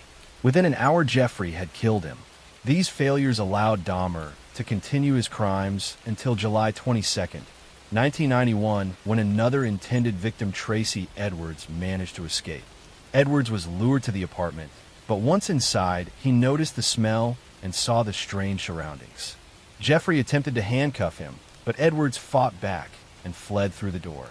He stopped police officers on patrol and led them back to the apartment. When police entered, they discovered photographs of dismembered bodies, and soon after, the full extent of Jeffrey's actions was revealed. The arrest shocked the nation. Neighbors who had complained of foul smells and odd noises were horrified to learn what had been happening next door. The investigation uncovered remains of multiple victims, as well as the tools and containers Jeffrey had used. His calm demeanor during questioning unsettled investigators. He openly admitted to the murders, describing his rituals in clinical detail. For the families of the victims, the revelations were devastating. Many of them were already living in difficult social and economic circumstances and now had to endure the public exposure of their loved ones' deaths. The trial began in January 1992 and drew international attention. Jeffrey pleaded guilty but insane. His defense argued that his mental illness drove his uncontrollable urges. The prosecution maintained that he knew exactly what he was doing and that he carefully planned his actions. After weeks of testimony, including graphic evidence, the jury found him guilty on 15 counts of murder. He was sentenced to 15 consecutive life terms totaling nearly 1,000 years in prison. Prison did not bring peace. Jeffrey initially lived quietly behind bars, reading the Bible and speaking to chaplains. Yet other inmates viewed him with contempt. He sometimes mocked guards and prisoners by shaping his food into body parts, as if to relive his crimes. On November 28, 1994, Dahmer was attacked by a fellow inmate, Christopher Scarver. Scarver beat him to death in the prison bathroom. For many families, this ending felt like a final chapter, though it could never erase the pain. The legacy of Jeffrey Dahmer continues to stir debates about mental illness policing and the vulnerability of marginalized groups. His crimes revealed systemic failures in law enforcement, who dismissed the concerns of neighbors and ignored the pleas of victims. It showed how predators can hide in plain sight, while institutions fail to protect those most at risk. Documentaries and books continue to analyze the case, but beyond the sensationalism lies the human cost. 17 lives were lost, each with families who still mourn. Story 2. Ted Bundy remains a name etched into the darkest pages of criminal history. Born in November 1946 in Burlington, Vermont, Theodore Robert Bundy grew up in an environment of secrets. His mother, Eleanor, raised him with the support of her strict parents. For a time, Ted believed his grandparents were his parents, and his mother was his sister. The truth of his parentage remained confusing, and he grew up with an undercurrent of instability. Despite this, outwardly, he appeared intelligent, polite, and even charming. As a young boy, Bundy displayed early signs of detachment and fascination with control. Neighbors recalled that he sometimes placed knives around his aunt as she slept. He also developed a habit of peeping into windows and stealing items from homes. Still, these warning signs went largely unnoticed. He was a good student and seemed socially adept. Teachers saw him as quiet and well-mannered. In the 1960s, Bundy attended the University of Washington in Seattle. There he studied psychology and became politically active, volunteering for campaigns and working a crisis hotline. Colleagues at the hotline would later recall his calm voice and apparent empathy for callers in distress. Nobody suspected that he was already harboring violent fantasies. Bundy's murders began in the early 1970s, though it is believed he may have killed earlier. He targeted young women, often students who resembled a former girlfriend he felt deeply rejected by. He would approach them in public places pretending to be injured or in need of help. Sometimes he wore a sling or used crutches. When kind strangers offered assistance, he would lead them to a secluded area and attack. His earliest confirmed victims were in Washington state. In 1974, a series of disappearances began to alarm police. Women vanished from college campuses, leaving little trace. One of the first was Linda and Healy, a student at the University of Washington, who disappeared from her home in January 1974. That summer, 2 women, Janice Ott and Denise Naslin, disappeared on the same day from Lake Sammamish State Park. Witnesses described a handsome man with a cast on his arm asking women to help him load a sailboat. He introduced himself as Ted. This was one of the first times investigators had a name. Bundy's ability to charm and deceive allowed him to evade suspicion. He continued his studies, even attending law school. Outwardly, he dated women, maintained friendships, and volunteered in politics. Yet beneath this mask, his killings escalated. He abducted, raped, and murdered women across multiple states, including Washington, Oregon, Utah, and Colorado. His method was consistent. He lured victims often at night, assaulted them, and killed them usually by strangulation or bludgeoning. He sometimes revisited the bodies, leaving them in remote wooded areas, and in some cases committing acts of necrophilia. By 1975, Bundy had moved to Utah, and killings began there as well. Local investigators grew alarmed at the pattern. He was eventually arrested that year after police found burglary tools in his car, which also contained suspicious items like handcuffs and a ski mask. At the time, this evidence was not enough for a murder charge, but it marked the beginning of his downfall. Bundy managed to escape custody multiple times, which only added to his infamy. In 1977, while held in Colorado, he leapt from a courthouse library window and fled. He was recaptured, but later that year, he escaped again from his jail cell by squeezing through a hole in the ceiling. He made his way across the country to Florida. In Florida, Bundy unleashed his most brutal attacks. In January 1978, he entered the Chi Omega sorority house at Florida State University. In the early hours of the morning, he attacked 4 women in their rooms, killing 2 of them, Lisa Levy and Margaret Bowman, and severely injuring the others. Only weeks later, he abducted and murdered a 12-year-old girl named Kimberly Leach. These crimes shocked the nation and ended any illusion that Bundy was a man who could restrain himself. His capture came soon after. In February 1978, he was pulled over by police in Pensacola driving a stolen car. Once identified, his face was splashed across newspapers nationwide. The trial that followed was the first to be televised, and millions watched as Bundy attempted to defend himself in court. He cross-examined witnesses and played the role of his own lawyer. His charm and arrogance fascinated the media, but the evidence against him was overwhelming. Bite mark analysis tied him to the Chi Omega murders, and witnesses placed him near the scenes. In 1979, Bundy was convicted and sentenced to death. Additional trials followed for the murder of Kimberly Leach, and he received another death sentence. Over the next decade, he lived on death row in Florida, appealing his case and granting interviews. During this time, he confessed to more than 30 murders, though investigators believe the true number may be higher, possibly over 100. Bundy described in chilling detail how he selected and killed his victims. In January 1989, his appeals ran out, and he was executed in the electric chair at Florida State Prison. Outside, the prison crowds gathered, chanting and celebrating the end of his life. For many families, the execution closed a painful chapter, though the scars of loss remained. The legacy of Ted Bundy endures because his crimes revealed how easily appearances can deceive. He was educated, articulate, and outwardly normal, yet beneath that facade lay a predator driven by compulsion. His case led to greater awareness of a need for coordinated police work across states, since Bundy moved freely between jurisdictions. It also highlighted the vulnerability of young women who trusted a stranger in need. Today, Bundy is remembered not only for his crimes, but also for the way society responded to him. The media often portrayed him as charismatic, which drew criticism for humanizing him instead of focusing on the victims.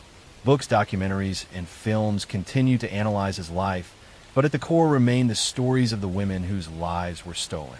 They were daughters, sisters, and friends who deserve remembrance beyond the shadow of the man who killed them. Bundy's story is one of deception, manipulation, and cruelty wrapped in the mask of normalcy. It endures as a warning that evil can sometimes wear the most ordinary face. Story 3. John Wayne Gacy was born in March 1942 in Chicago, Illinois. He grew up in a working-class family with a father who was an alcoholic and physically abusive. His childhood was marked by fear and insecurity. Though he tried to please his father, nothing ever seemed enough. He suffered from health problems, including a heart condition that limited his activities. These early years shaped a man who longed for acceptance, but carried deep resentment and anger inside. Despite a difficult home life, Gacy worked hard to present himself as normal. In high school, he was not particularly athletic, but he participated in clubs and worked odd jobs. He developed an early interest in politics and community activities. After leaving school, he married and tried to build a stable life. For a time, he seemed successful. He managed several fast food restaurants and became involved in local organizations. His outward personality was friendly and generous. He hosted neighborhood gatherings and was known to dress as a clown named Pogo to entertain children at hospitals and community events. This image of the cheerful neighbor and community volunteer would later stand in sharp contrast to the darkness he hid. Beneath the mask of normalcy, Gacy was leading a double life. He had already faced accusations of assaulting young men in the 1960s while living in Iowa. He was convicted of sexually abusing a teenage boy in 1968 and sentenced to prison. Though he served less than 2 years, he returned to Chicago with a record that should have been a warning. Instead, he managed to rebuild his reputation. He remarried, started his own construction business, and became active in local politics. He was even photographed with prominent politicians. To the public, he was a respected businessman. To those closest to him, there were glimpses of volatility, but few suspected the horror that lay hidden. Gacy's crimes escalated in the early 1970s. He lured young men and boys to his home, often offering them work construction jobs or simply a safe place to hang out. Once inside his modest suburban house, he would overpower them. His method became ritualistic. He used handcuffs, sometimes presenting them as a party trick. After restraining his victims, he would assault, torture, and eventually strangle them. Most of the killings took place in his home while his neighbors remained unaware. The number of victims grew over the years. Gacy buried many of them in the crawl space beneath his house.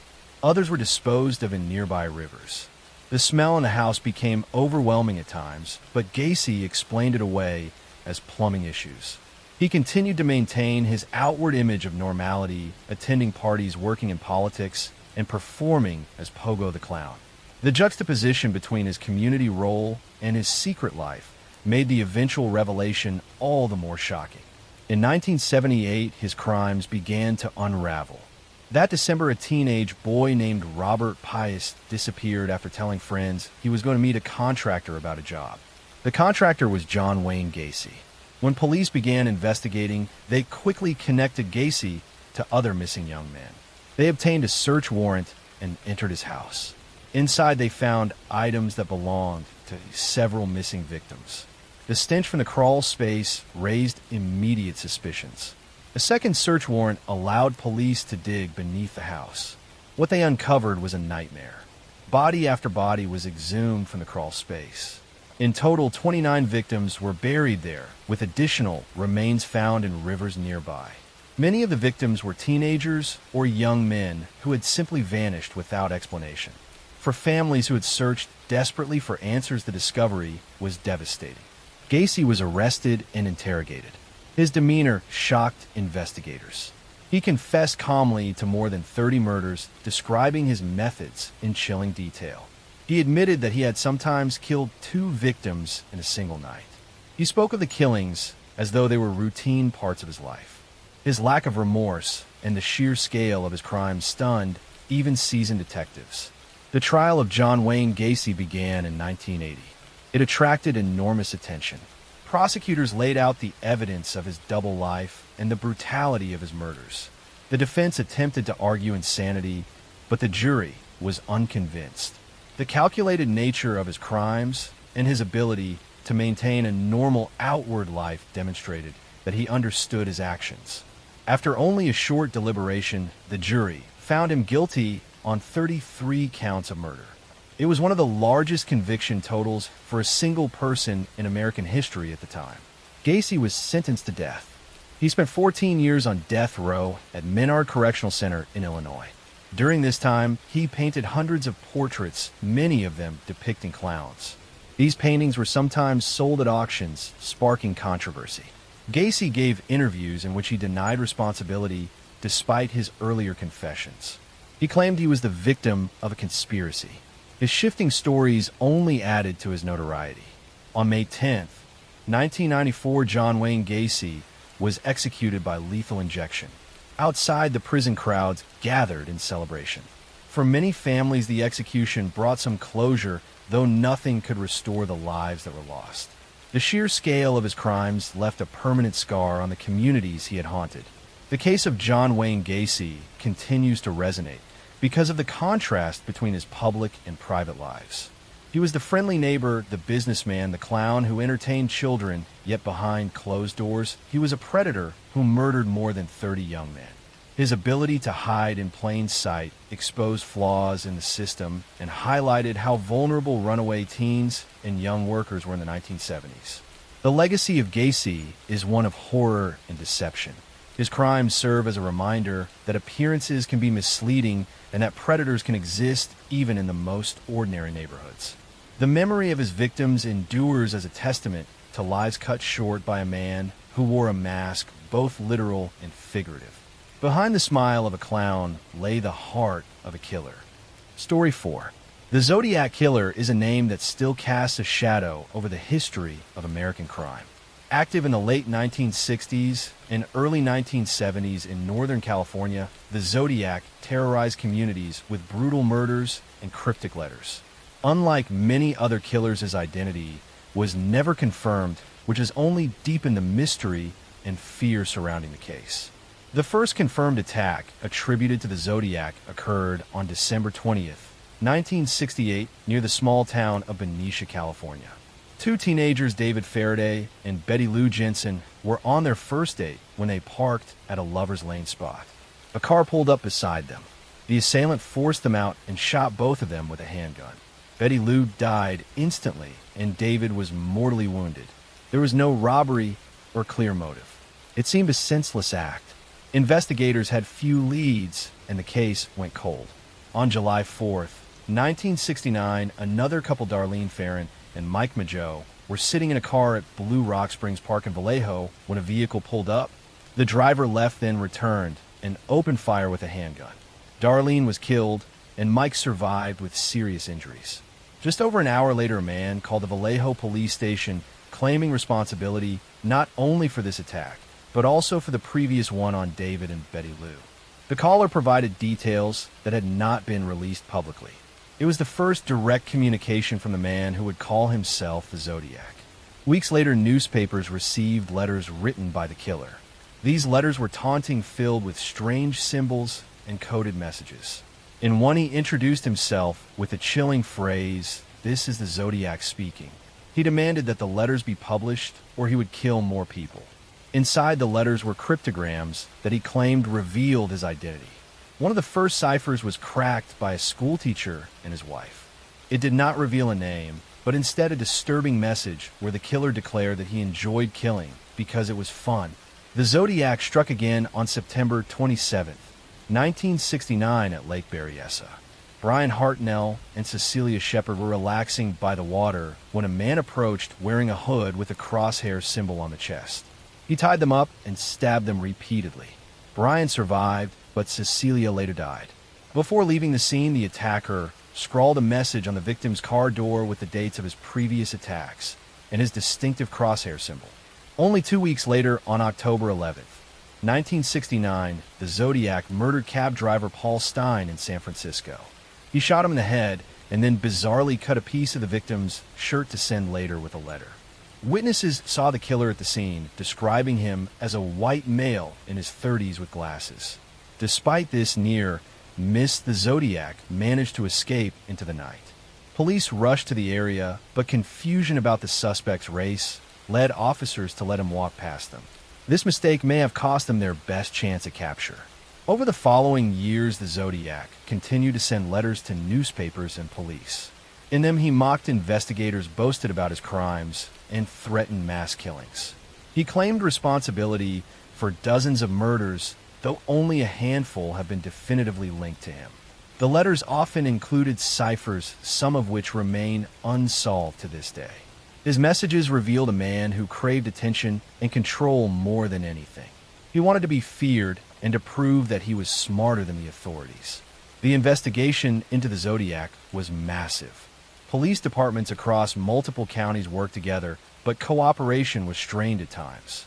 Thousands of tips poured in, and hundreds of suspects were investigated.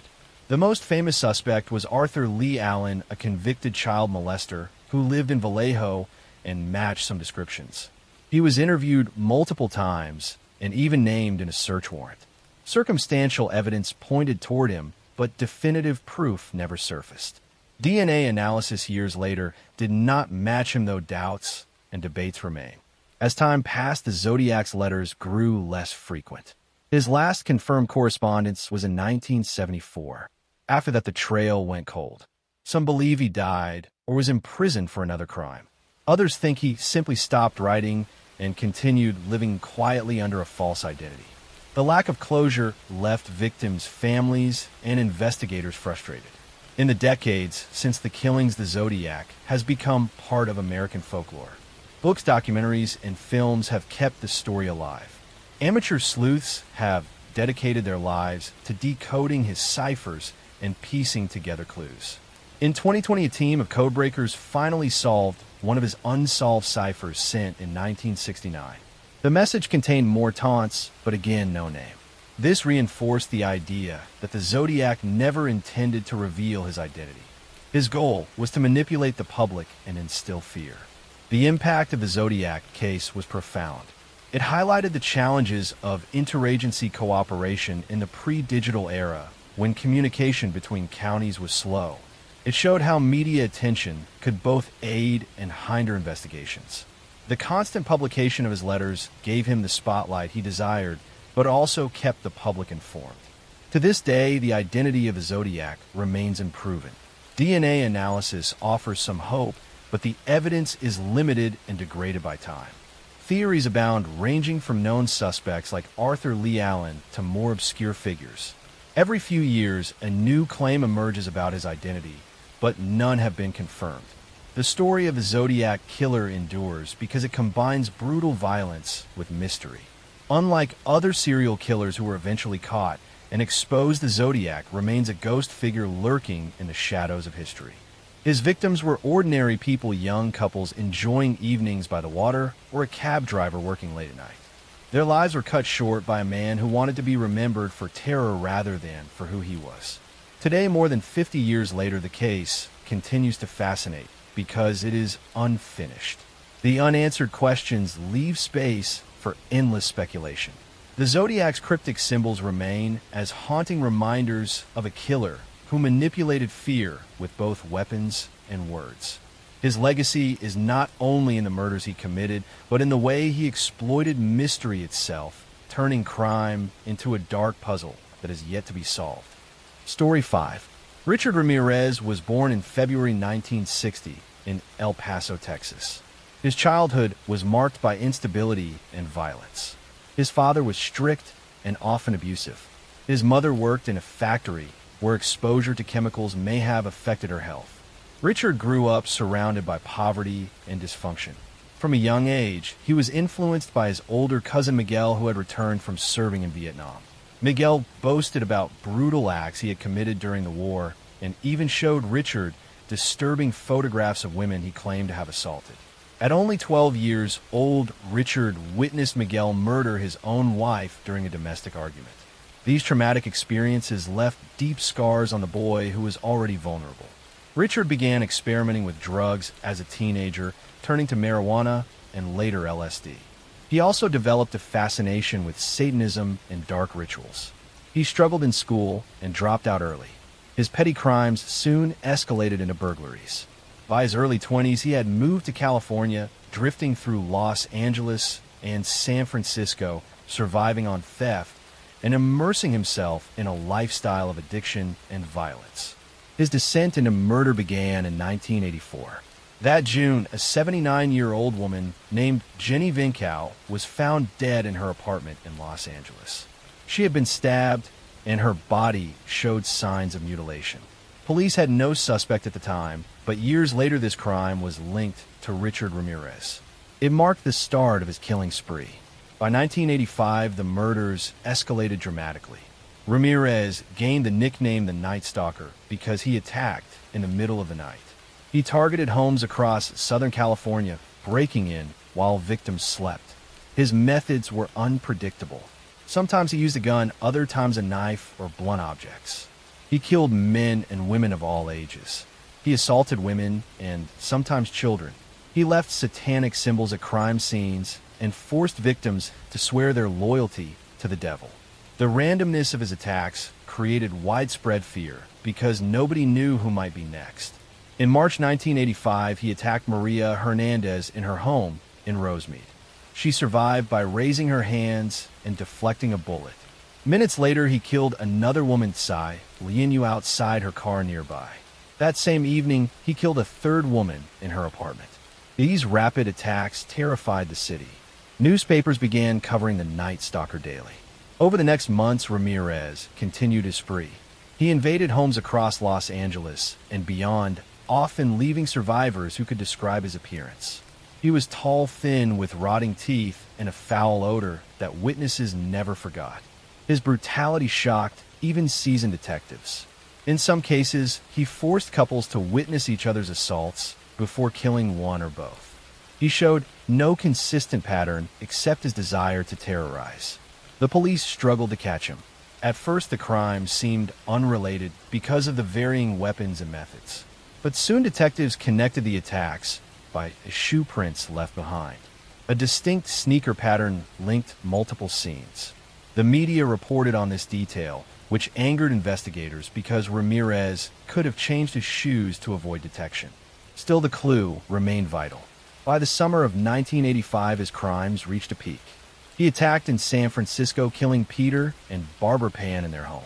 The mayor of San Francisco publicly revealed that the killer used a .22 caliber handgun. Ramirez read the papers constantly and adjusted his tactics to confuse police. But mistakes piled up. Survivors gave detailed descriptions, and eventually a fingerprint was lifted from a stolen car he abandoned. Police matched it to Richard Ramirez, who already had a record for theft and drug charges. On August 31st, 1985, Ramirez was finally captured, but not by police at first. His photograph had been released to the public, and when he attempted to steal a car in East Los Angeles, he was recognized. Neighbors chased him through the streets and cornered him. The crowd beat him until police arrived to take him into custody. The capture brought relief to a city that had been living in fear for months. The trial of Richard Ramirez became one of the most notorious in American history. It began in 1989 and lasted over a year. The courtroom was often filled with reporters and curious spectators. Ramirez seemed to revel in the attention. He flashed satanic hand signs and shouted "Hail Satan" during proceedings. His gaunt appearance, dark eyes, and defiant attitude made him a figure of morbid fascination. Despite his behavior, the evidence was overwhelming. Survivors testified in detail. Forensic evidence, including fingerprints and ballistic matches, tied him to multiple murders. In September 1989, Ramirez was convicted of 13 murders, as well as numerous counts of assault, burglary, and attempted murder. He was sentenced to death and sent to San Quentin prison. Outside the courthouse, crowds cheered the verdict. Families of victims wept both in grief and in relief that justice had been served. On death row, Ramirez continued to attract media attention. He received letters from admirers and even married a woman who believed in his innocence. His presence remained unsettling. Unlike some killers who eventually expressed remorse, he showed none. He continued to speak about Satanism and portrayed himself as an outcast who had embraced evil. Ramirez never faced execution. He remained on death row for more than 2 decades. In June 2013, he died of complications related to cancer at the age of 53. For some, the fact that he died of natural causes rather than execution was frustrating, but his death finally closed the chapter on his life. The legacy of the Night Stalker remains one of pure terror. His crimes were random, cruel, and driven not by need, but by desire to spread fear. Unlike killers who targeted specific types of victims, Ramirez attacked anyone he encountered. This unpredictability magnified the panic in California communities. People began locking doors, installing new security systems, and staying awake at night terrified that he might strike.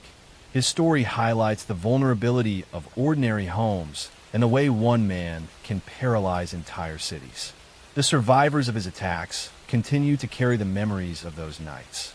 The families of the dead live with the loss of loved ones whose lives were cut short in acts of senseless brutality. Richard Ramirez remains a reminder of the darkest extremes of human behavior. He called himself a servant of Satan, but in reality, he was a predator who preyed on the innocent. His name and the moniker Night Stalker endure in American memory as symbols of fear that once gripped a generation. Story 6. In the quiet rural town of Plainfield, Wisconsin, during the first half of the 20th century, life moved slowly and simply. The community was small, neighbors knew one another, and farms stretched across the flat landscape. Yet behind this peaceful setting there lived a man whose crimes would eventually horrify the entire nation. His name was Edward Theodore Gain. Ed Gain was born in August 1906 to George and Augusta Gain.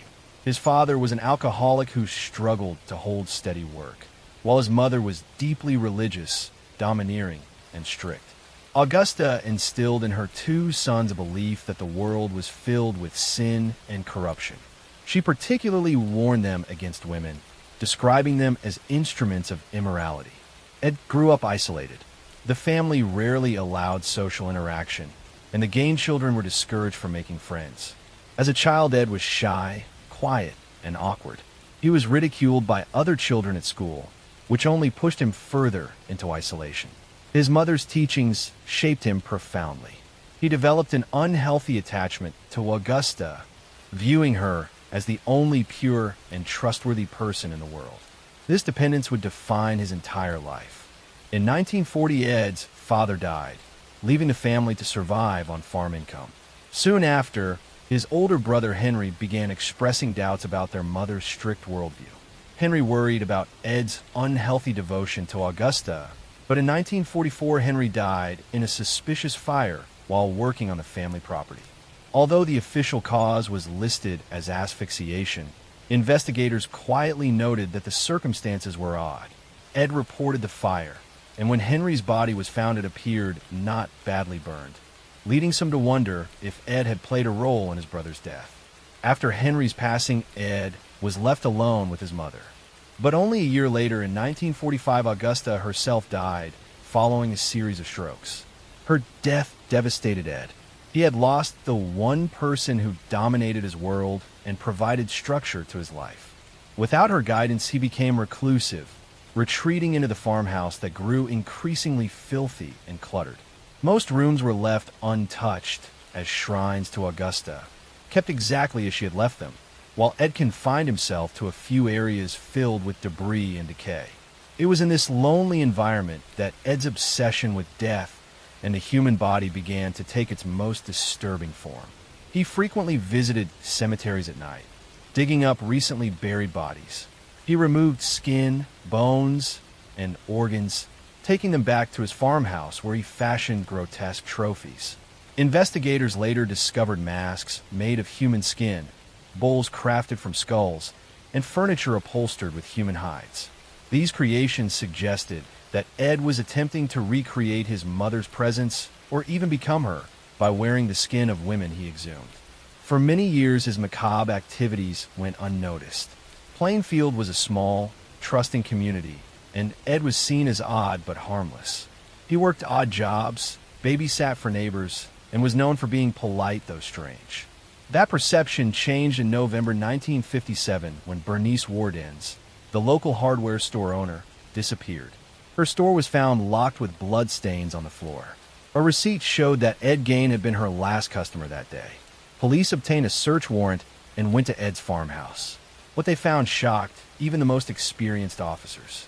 Inside the house were the remains of Bernice Wardens. Her body had been hung in a shed and gutted like a deer. As investigators searched further, they uncovered the horrific collection of human remains Ed had gathered over the years. Masks of human faces hung on the walls. Chairs were covered in human skin, and boxes contained organs. Some remains were traced back to missing women, though Ed admitted many came from graves he had robbed. The discoveries horrified the public. The idea that a quiet, seemingly harmless neighbor had been committing such grotesque acts shattered the sense of safety in small-town America.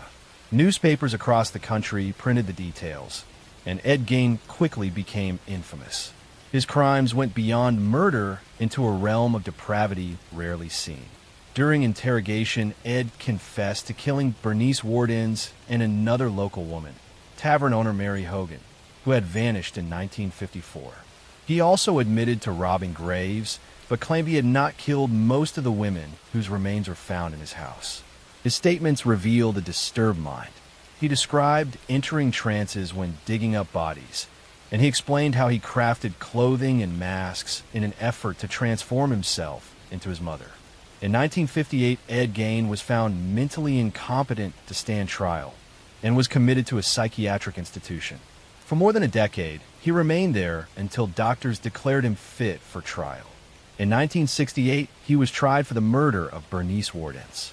He was found guilty but insane, leading to his return to a mental hospital where he spent the remainder of his life. He died in 1984 at the age of 77. The case of Ed Gein left a lasting legacy not only in true crime history, but also in popular culture. His crimes inspired some of the most iconic horror characters in cinema, including Norman Bates in Psycho, Leatherface in the Texas Chainsaw Massacre, and Buffalo Bill in The Silence of the Lambs.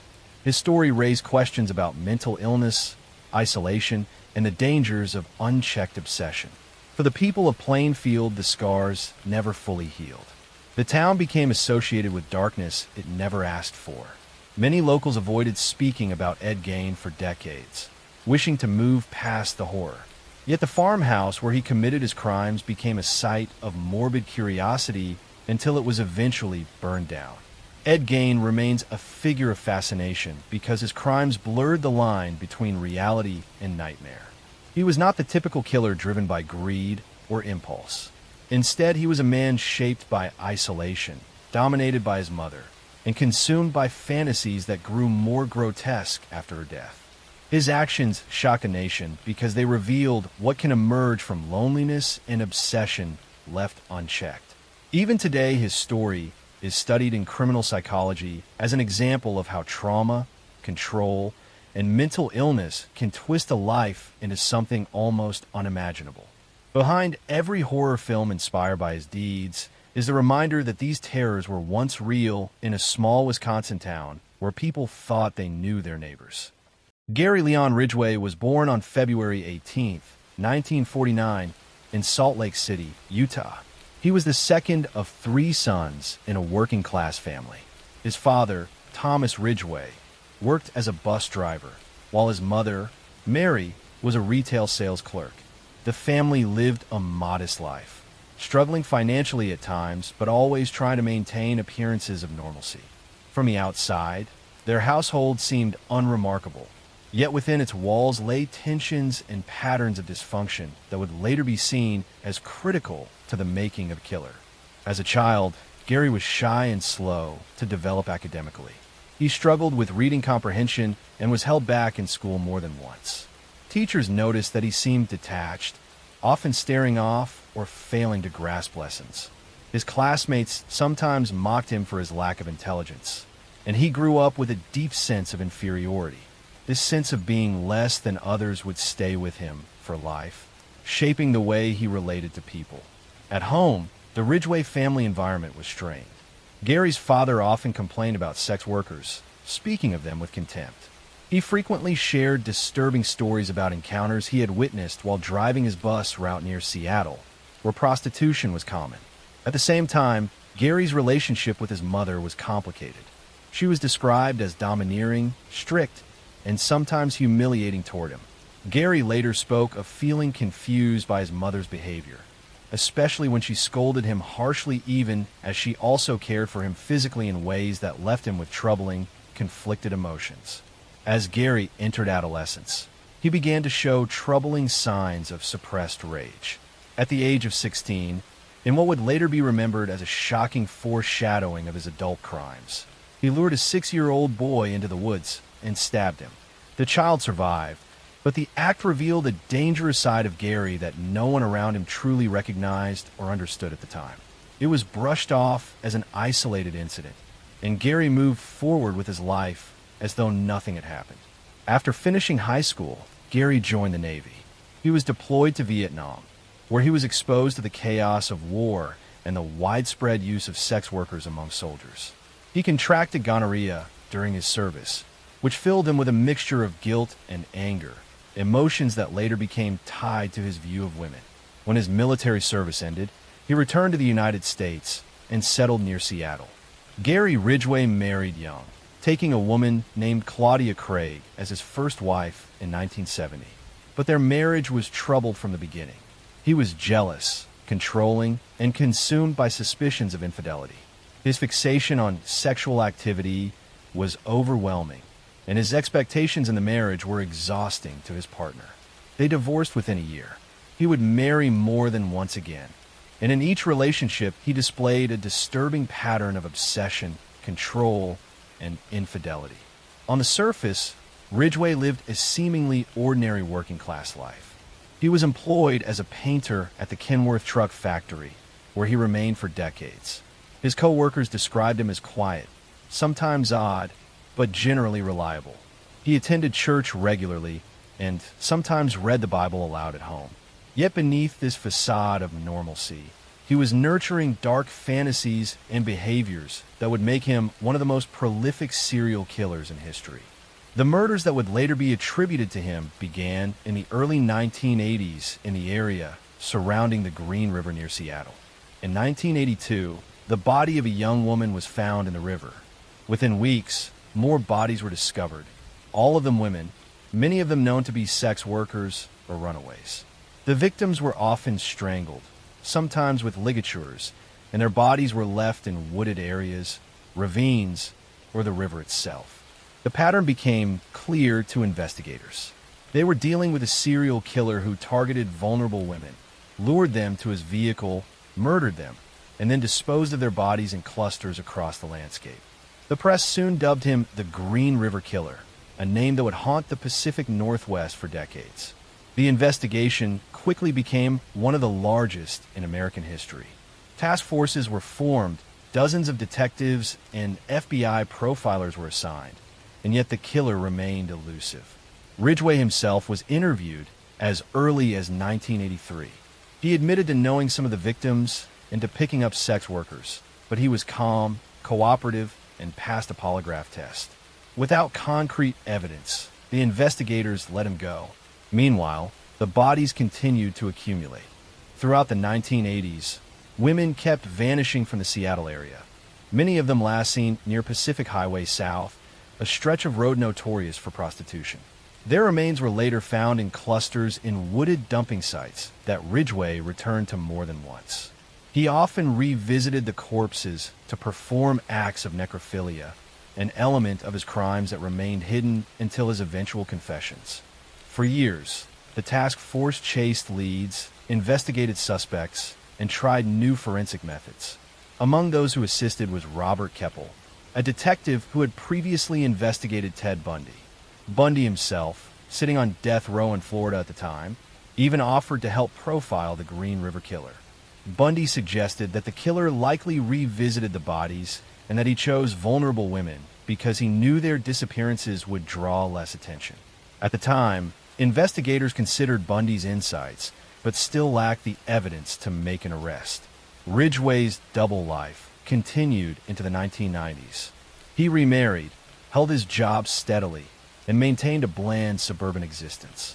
Neighbors described him as unremarkable, sometimes friendly, sometimes odd.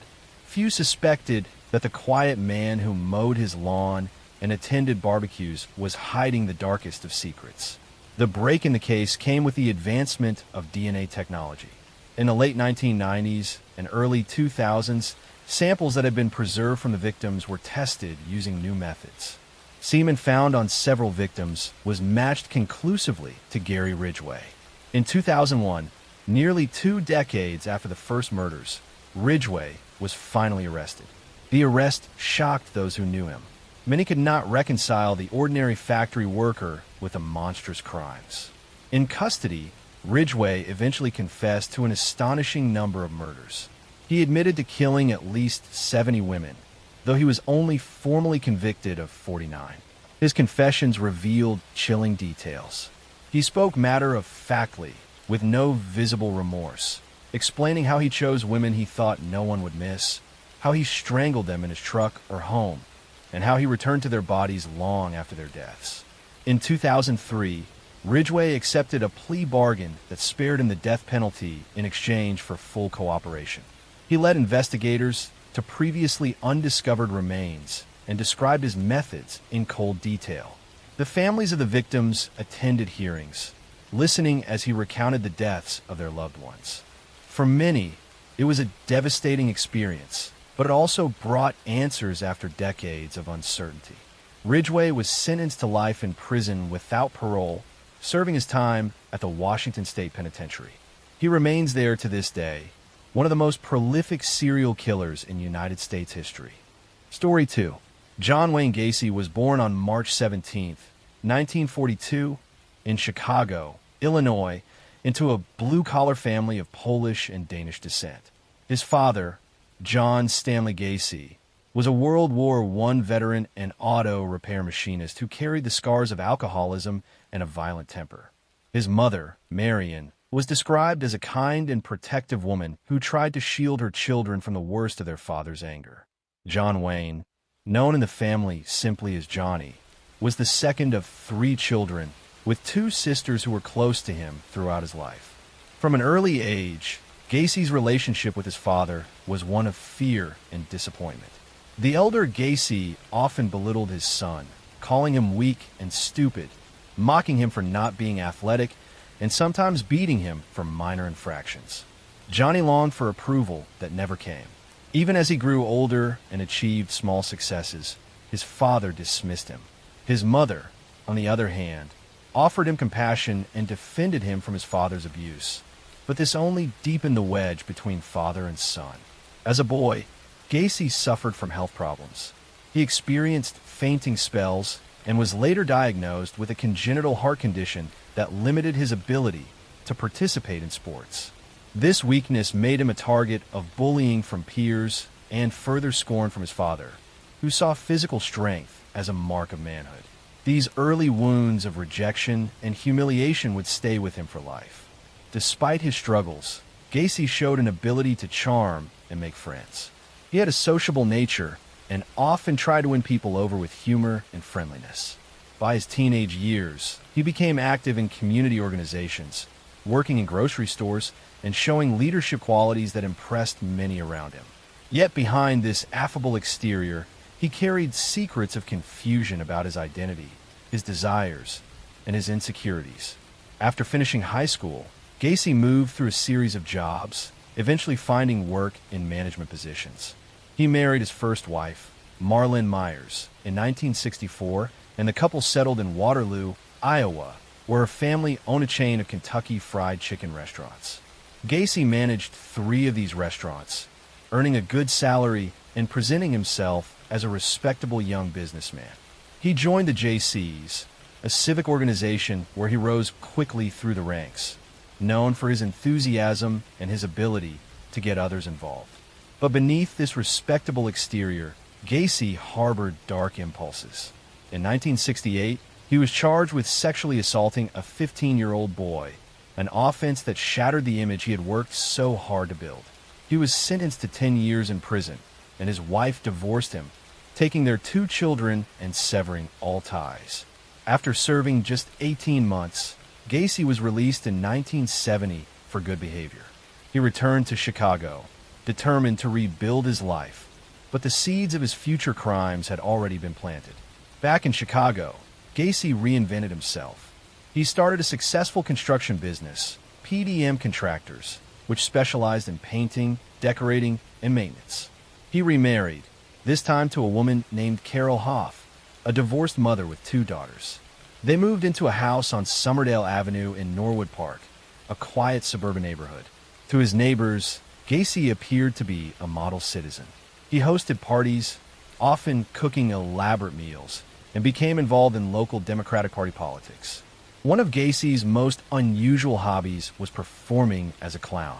He created 2 characters, Pogo the Clown and Patches the Clown, sewing the costumes himself and painting his own face.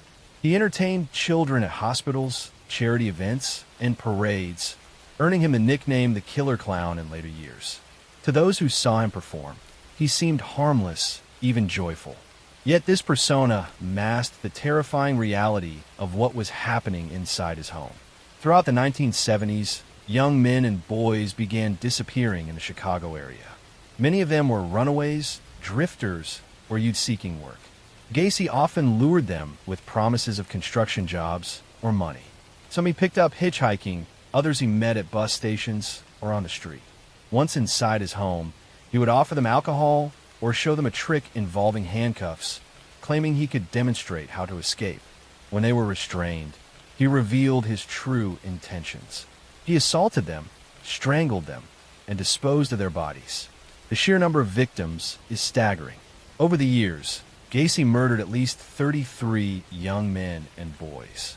He buried most of them in the crawl space beneath his house, layering the bodies in trenches that he dug himself. Others were disposed of in the nearby Des Plaines River. His ability to maintain his public image while committing these crimes is one of the most disturbing aspects of his story. Suspicion grew slowly. Some families of the missing reported seeing their sons last with Gacy, and rumors circulated. In 1978, the disappearance of 15-year-old Robert Piest became the turning point. Piest was last seen at a pharmacy where Gacy had offered him a job. When he failed to return home, his parents alerted the police, who quickly connected his disappearance to Gacy. A surveillance operation was launched. Detectives followed Gacy, noting his erratic behavior and eventually obtaining a search warrant for his home. What they discovered shocked them. The smell of decomposition in the house was overwhelming. In the crawl space, they began to find bodies, one after another, buried in the earth. The scale of the crime was almost beyond comprehension. Gacy was arrested in December 1978. During questioning, he confessed in chilling detail to the murders. He spoke casually of how he killed the boys, describing them as if they were objects rather than human beings. The trial began in 1980 and lasted for weeks. The prosecution presented overwhelming evidence, while the defense tried to argue insanity. But the jury was unmoved. Gacy was found guilty of 33 murders, the largest number attributed to one person in United States history at that time. He was sentenced to death.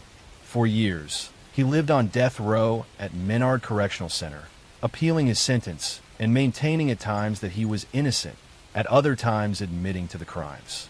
He became a notorious figure, even creating paintings that were sold for high prices by collectors morbidly fascinated with him. On May 10, 1994, John Wayne Gacy was executed by lethal injection. Crowds gathered outside the prison, some celebrating, others reflecting on the horror of his crimes. His last words were dismissive, showing no remorse for the lives he had taken. The legacy of John Wayne Gacy's crimes left a deep scar on the Chicago community and the families of his victims. His ability to live a double life, to be a businessman, a community volunteer, and a clown who entertained children, while at the same time burying dozens of bodies beneath his home, remains one of the most chilling examples of hidden evil. His case also led to greater awareness of the need for better investigations into missing persons, especially those from vulnerable groups. Story 3. The story of Peter Sutcliffe, later known to the world as the Yorkshire Ripper, begins in a quiet and ordinary setting, one that gave little hint of the darkness that would one day emerge. Born in Bingley, West Yorkshire, in 1946, Sutcliffe grew up in a working-class family in post-war England. His early life was marked by a somewhat withdrawn personality, a boy who seemed more comfortable in solitude than in crowds. Teachers and peers noticed that he was shy and sometimes awkward, but there was little outward sign of what was to come. The landscape of his childhood was one of smoky industrial towns, strict social structures, and families trying to rebuild their lives in the aftermath of war. As Sutcliffe grew older, those who knew him recalled a young man who seemed caught between the ordinary expectations of life and a deeper sense of disconnection. He worked various jobs, including in a factory and later as a truck driver, but he never seemed to settle. His relationships were strained, though he eventually married Sonia Surma in 1974, a woman who would remain by his side through much of the turmoil that was to follow. Their marriage was unusual, marked by long separations and a lack of intimacy, which only deepened Sutcliffe's sense of isolation. The crimes that would bring his name into infamy began in the mid-1970s. Between 1975 and 1980, women in the north of England began to be attacked with shocking brutality. Many were sex workers, living vulnerable lives on the margins of society. Others were simply ordinary women going about their daily routines. The killings were marked by a distinctive pattern, with the use of a hammer and a sharpened instrument that inflicted terrible injuries. The attacks were sudden, frenzied, and deeply violent, leaving behind scenes of horror that confounded the police and terrified the public. The press quickly seized upon the fear, labeling the unknown killer the Yorkshire Ripper, an echo of the Victorian-era Jack the Ripper murders in London. The name stuck, and with it came a wave of public panic. Women across the north of England lived under a shadow of dread, avoiding nighttime travel, staying in groups, and fearing the possibility that the next victim could be anyone. The climate of fear grew so severe that it reshaped social life, particularly for women, and placed immense pressure on law enforcement to find the culprit. The investigation, however, was plagued by mistakes. The West Yorkshire Police launched one of the largest manhunts in British history, interviewing thousands of men, compiling endless files of information, and struggling under the weight of both public expectation and their own internal errors. A major setback came in the form of the so-called Wearside Jack hoax. A man with a strong Sunderland accent sent letters and tapes to the police claiming to be the killer. The police, convinced of the authenticity of the recordings, diverted significant resources to focus on suspects with similar accents. In reality, the letters and tapes were fraudulent, later proven to have been sent by John Samuel Humble, a man with no connection to the actual murders.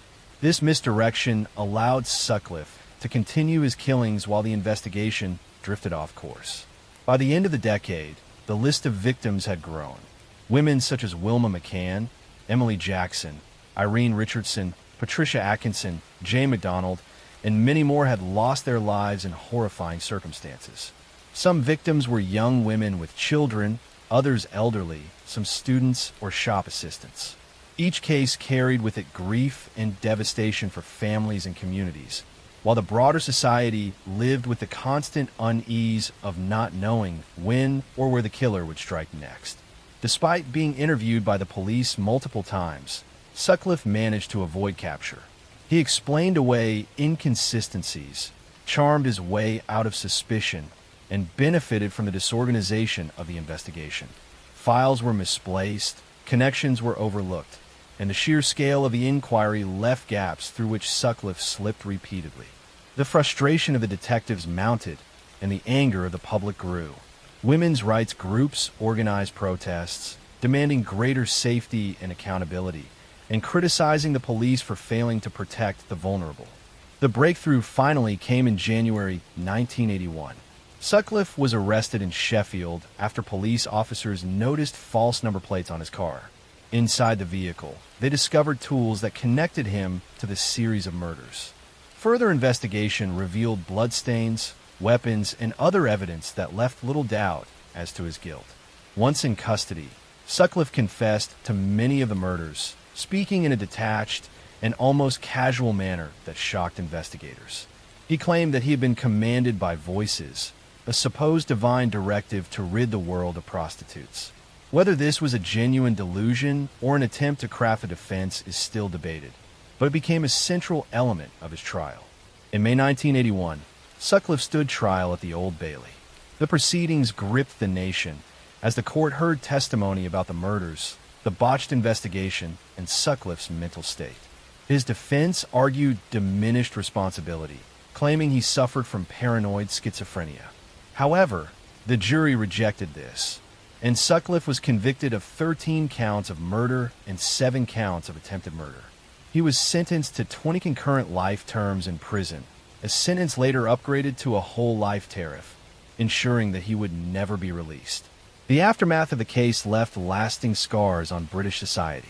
Families of the victims struggled with grief for decades, while the surviving victims bore the trauma of their attacks.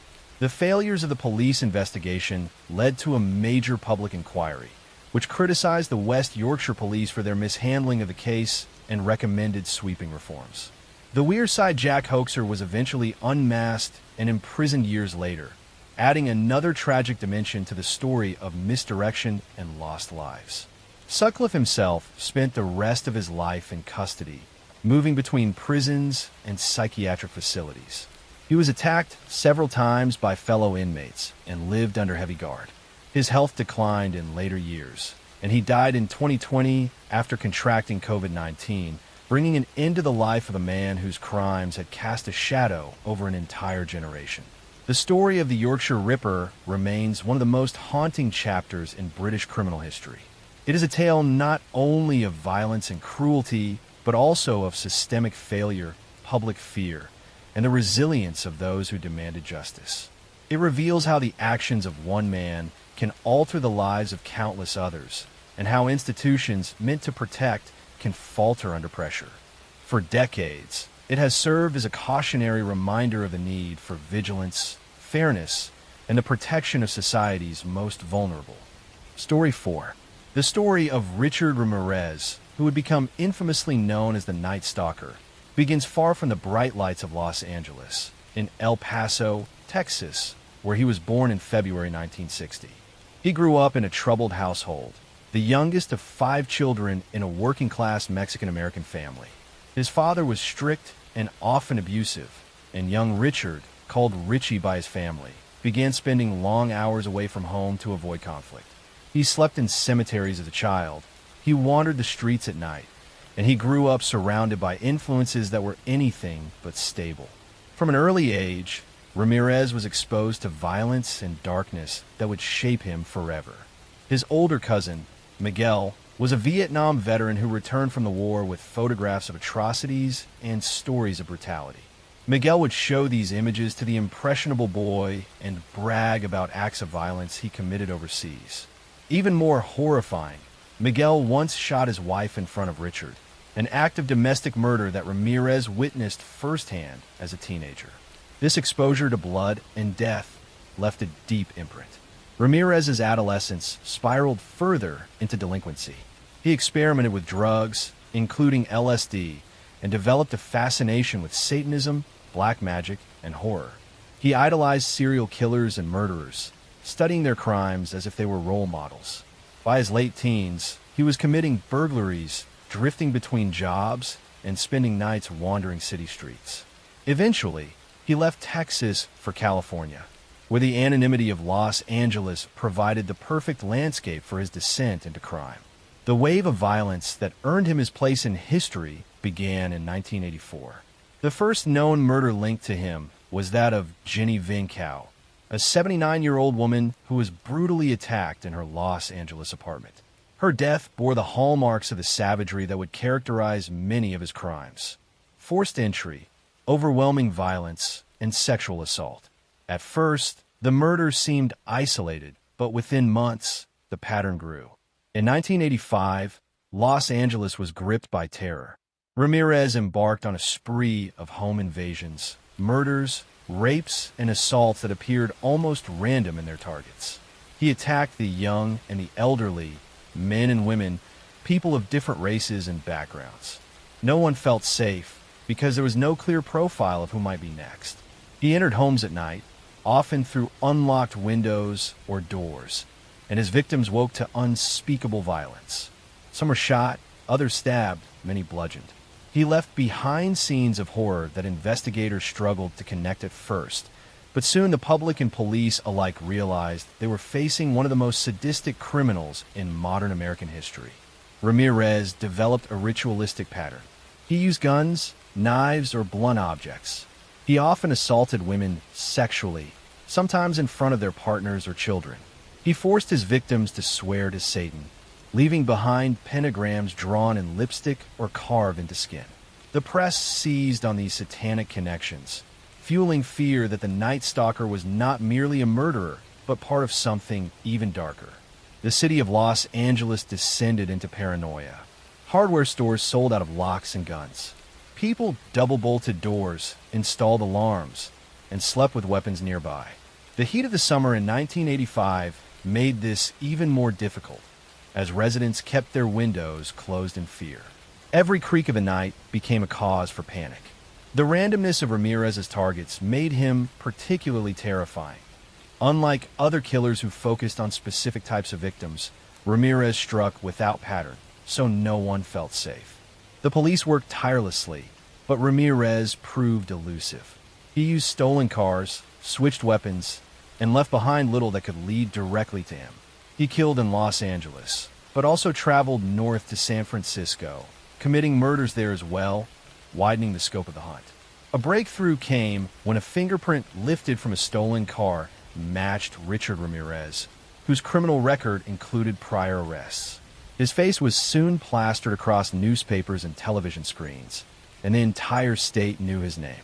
The capture of Richard Ramirez was almost cinematic in its drama. In August 1985, a resident in East Los Angeles recognized Ramirez from a newspaper photo. By chance, Ramirez had entered a local store and noticed his own face staring back at him from headlines. He attempted to flee, but was chased by a group of local residents. They cornered him, beat him, and held him down until police arrived. The Night Stalker had been brought down not by elite detectives, but by ordinary citizens who refused to let him escape. His trial was one of the most sensational in American history. Beginning in 1989, it stretched on for months, marked by shocking testimony, graphic evidence, and Ramirez's own disturbing behavior. He frequently flashed a pentagram drawn on his hand, shouted "Hail Satan" in court, and showed no remorse. His demeanor made him both feared and strangely idolized. Some followers wrote him love letters and attended his trial, drawn to his image as a dark antihero.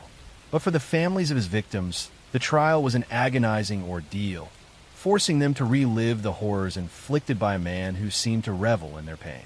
Ultimately, Ramirez was convicted of 13 murders, 5 attempted murders, 11 sexual assaults, and 14 burglaries. The evidence was overwhelming, and the jury sentenced him to death. He was sent to San Quentin State Prison, where he would remain for the rest of his life. Even in prison, Ramirez remained a figure of fascination and revulsion. He married a woman who had written to him while incarcerated, though their relationship eventually faded. He lived under the shadow of execution for more than 2 decades, appealing his conviction but never escaping his fate. In 2013, before his death sentence could be carried out, he died of complications related to B-cell lymphoma, ending his life behind bars. The legacy of Richard Ramirez's crimes is one of terror, sorrow, and unanswered questions. His victims and their families live with scars that never fully heal. The communities he terrorized remember the summer of 1985 as a time when fear was constant, when the Night Stalker seemed to be everywhere and nowhere at once. His case also changed the way Americans understood crime, highlighting the vulnerability of ordinary households and the randomness of violence. The Night Stalker remains a chilling symbol of predatory cruelty, a man whose actions revealed the darkest corners of human capability. His story endures not because of who he was, but because of the devastating impact he had on countless innocent lives, and a reminder of how fragile safety can be when confronted with evil. Story 5. The story of Dennis Lynn Rader, who became known to the world as the BTK Killer, begins in the small city of Wichita, Kansas, a place that for many years felt far removed from the kind of horrors that would eventually unfold there. Dennis Rader was born in March of 1945 in the tiny community of Pittsburgh, Kansas, before his family eventually moved to Wichita. From the outside, he seemed to grow up in an ordinary Midwestern household, with both parents working hard to provide for their children. Yet even in his childhood, troubling patterns began to emerge. He later admitted that from a young age he experienced violent sexual fantasies, often imagining scenarios where he bound and controlled women. These fantasies never disappeared. Instead, they grew stronger as he matured, becoming the foundation for the crimes that would terrorize Kansas for decades. Rader graduated from high school in 1963 and spent a brief time in college before enlisting in the United States Air Force. He served from 1966 until 1970, and after returning to Kansas, he attempted to live what looked like an ordinary life. He married his wife Paula in 1971, settled down in the Wichita area, found steady work first in a meat packing plant and later with an outdoor supply company, and eventually became a compliance officer for the city of Park City, a suburb of Wichita. He was also active in his church congregation, even serving as president of the church council. To neighbors and colleagues, he seemed strict and somewhat odd, but far from dangerous. No one could have imagined the hidden life he was leading. The first known murders attributed to Rader occurred in January of 1974, when he entered the home of the Otero family in Wichita.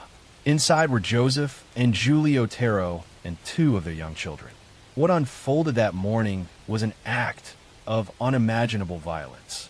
Rader bound each member of the family with cords and methodically killed them one by one.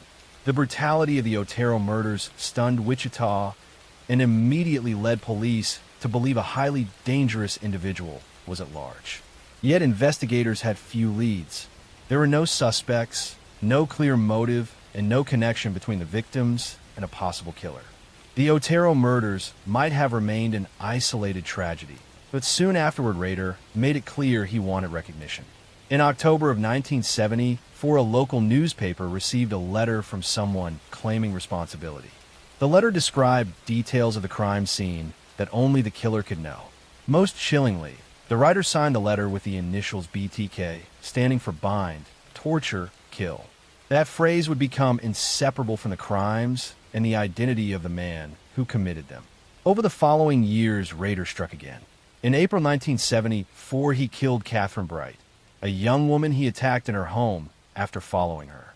2 years later, in March 1977, he murdered Shirley Vian, a mother whose children he locked in a bathroom while he carried out the crime. In December of that same year, he killed Nancy Fox, an attack he later called one of his most significant. Rader continued to taunt police and media through letters and poems, always signing them BTK. His communications revealed a desire for notoriety and control. He wanted to ensure his crimes would not be forgotten and that his name would instill fear. Despite the communications, investigators struggled to identify the killer. The crimes appeared carefully planned, and the letters revealed a disturbing intelligence. Task forces were formed, tips poured in, but the identity of BTK remained elusive. By the early 1980s, Rader seemed to go quiet. In reality, he had not stopped having violent fantasies, but he began spacing out his attacks, making them harder to connect. In April 1985, he murdered Maureen Hedge, a neighbor who lived just down the street from him. He later confessed to hiding her body in the church where he served as council president, posing her in different positions before disposing of her remains. In September 1986, he killed Vicki Wegerle, leaving behind her husband as the one to find her bound and strangled. At the time, police did not realize this crime was connected to BTK, and it was only later confirmed through DNA evidence. His final known murder occurred in January 1991, when he killed Dolores Davis, again abducting her from her home and leaving her body in a rural area outside Wichita. After that, Rader appeared to go dormant. For more than a decade, there were no known BTK murders, and many in Wichita began to believe the killer had either died or moved away. During this time, Rader continued living his outwardly normal life. He raised 2 children, maintained his job as a compliance officer where he enforced petty city codes with almost obsessive rigor, and remained active in his church. Those who knew him described him as strict, rule-bound, and somewhat controlling, but nothing that pointed to a secret double life as a serial killer. Then in 2004, more than 30 years after the first Otero murders, Wichita received a shock. BTK resurfaced. A local television station received a package containing photographs and a copy of Vicki Wegerle's driver's license, stolen from the crime scene years earlier. This was undeniable proof that the killer was still alive and wanted attention once again. Over the next year, a series of communications arrived at media outlets and police, all from BTK. He sent packages containing crime scene items, letters describing his actions, and puzzles meant to taunt investigators. These new communications proved to be Rader's undoing.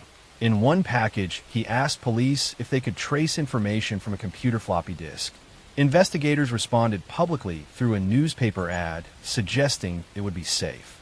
When Rader eventually sent a floppy disk, forensic analysis revealed metadata linking the document to Christ Lutheran Church and the name Dennis Rader.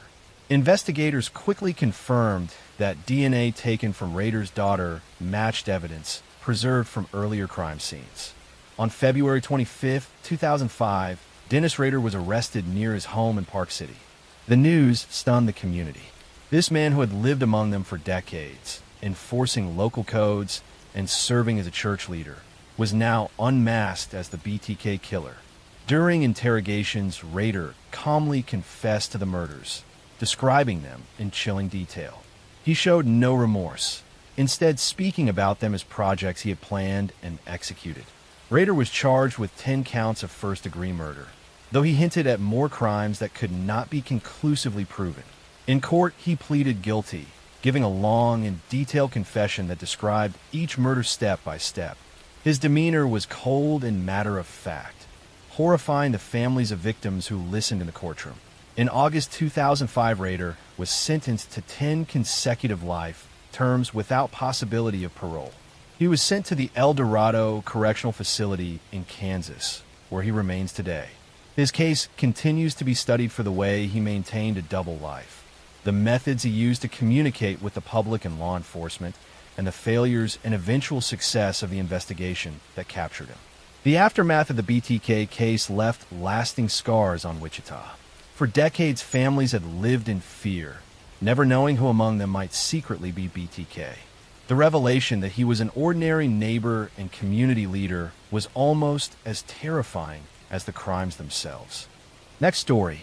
The story of Eileen Wuornos begins not in the chaos of her crimes, but in the turbulence of her early childhood.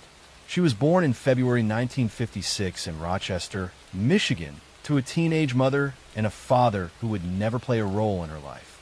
Her father was a convicted child molester who ended up in prison, later taking his own life, and her mother abandoned Eileen and her brother when Eileen was only a toddler. The two children were left to the care of their grandparents, a home that was supposed to provide safety, but instead became another environment of instability and abuse. Eileen's grandfather was a violent man, and her grandmother struggled with alcoholism. From an early age, Eileen experienced neglect, violence, and exploitation. By the time she was 11 years old, she had already begun trading sexual favors for food, cigarettes, and small amounts of money, surviving in a world that offered her no protection. She became pregnant as a teenager after being assaulted, and her baby was given up for adoption. Soon after, she was expelled from her home, left to survive entirely on her own. Her teenage years unfolded on the margins of society. She hitchhiked across states, lived outdoors, and engaged in sex work to sustain herself.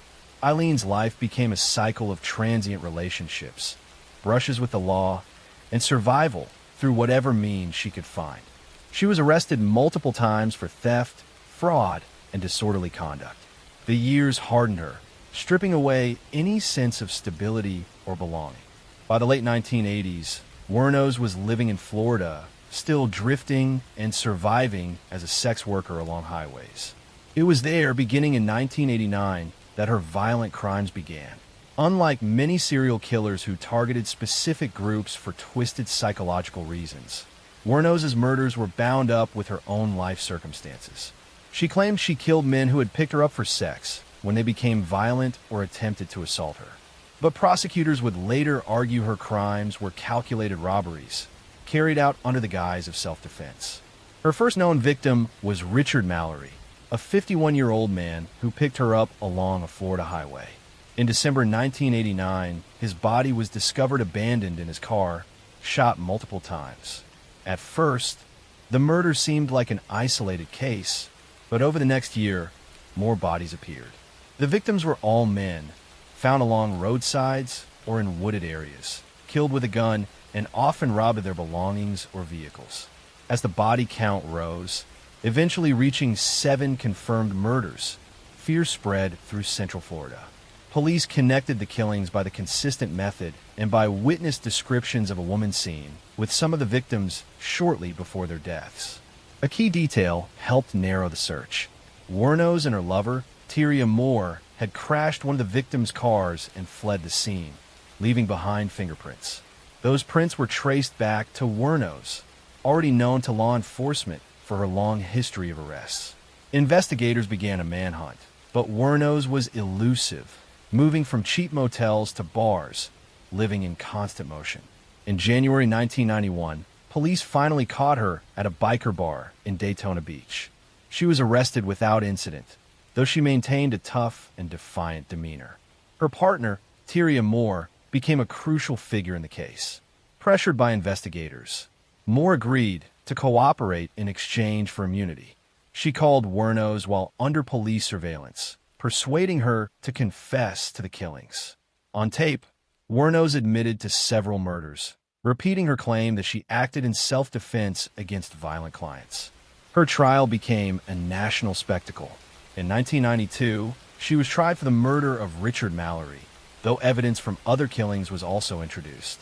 The jury heard not only about the crimes, but also about her troubled past, her years of abandonment and abuse. Yet prosecutors argued that her pattern of taking money, possessions, and cars from her victims showed her true motive. After only a short deliberation, the jury found her guilty of murder and she was sentenced to death. In the years that followed, Wuornos faced additional trials for the other murders, each ending in further convictions and death sentences. She became one of the rare women on death row in the United States. Her demeanor in court was unpredictable. At times, she appeared calm and resigned. At other times, she lashed out, shouting at the judge, jury, or prosecutors, declaring her hatred for society and her belief that everyone was against her. Wuornos' story drew wide attention, not just because of her crimes, but because of the complicated questions they raised. Some saw her as a victim of abuse and exploitation, a woman who had been failed by every institution meant to protect her, whose violence was an extension of the violence inflicted upon her. Others saw her as a cold-blooded killer who preyed on men and used her history as an excuse. Her life and crimes became the subject of documentaries, books, and eventually the film Monster, which dramatized her story. But behind the media portrayal was a woman who lived nearly her entire life in pain, anger, and alienation. On October 9th, 2002, Aileen Wuornos was executed by lethal injection at Florida State Prison. She was 46 years old. In her final moments, she gave a rambling statement, referencing outer space, Armageddon, and her belief that she would return. She died quickly, ending a life that had been marked from childhood by violence and instability. The legacy of Aileen Wuornos remains controversial. To some, she symbolizes how cycles of abuse and neglect can create a person capable of great harm. To others, she is remembered simply as a killer who took innocent lives. What is undeniable is that her story stands apart in the history of American crime. A rare example of a female serial killer whose crimes gripped the nation and left behind endless debate about justice, responsibility, and the roots of violence. Her life reminds us how deeply environment and trauma can shape a person, but also how society struggles to reconcile sympathy with accountability. For her victims and their families, the question of motive mattered little compared to the irreversible loss they suffered. For true crime history, the name Aileen Wuornos remains forever etched as both a cautionary tale and a chilling story of violence born from a life of suffering.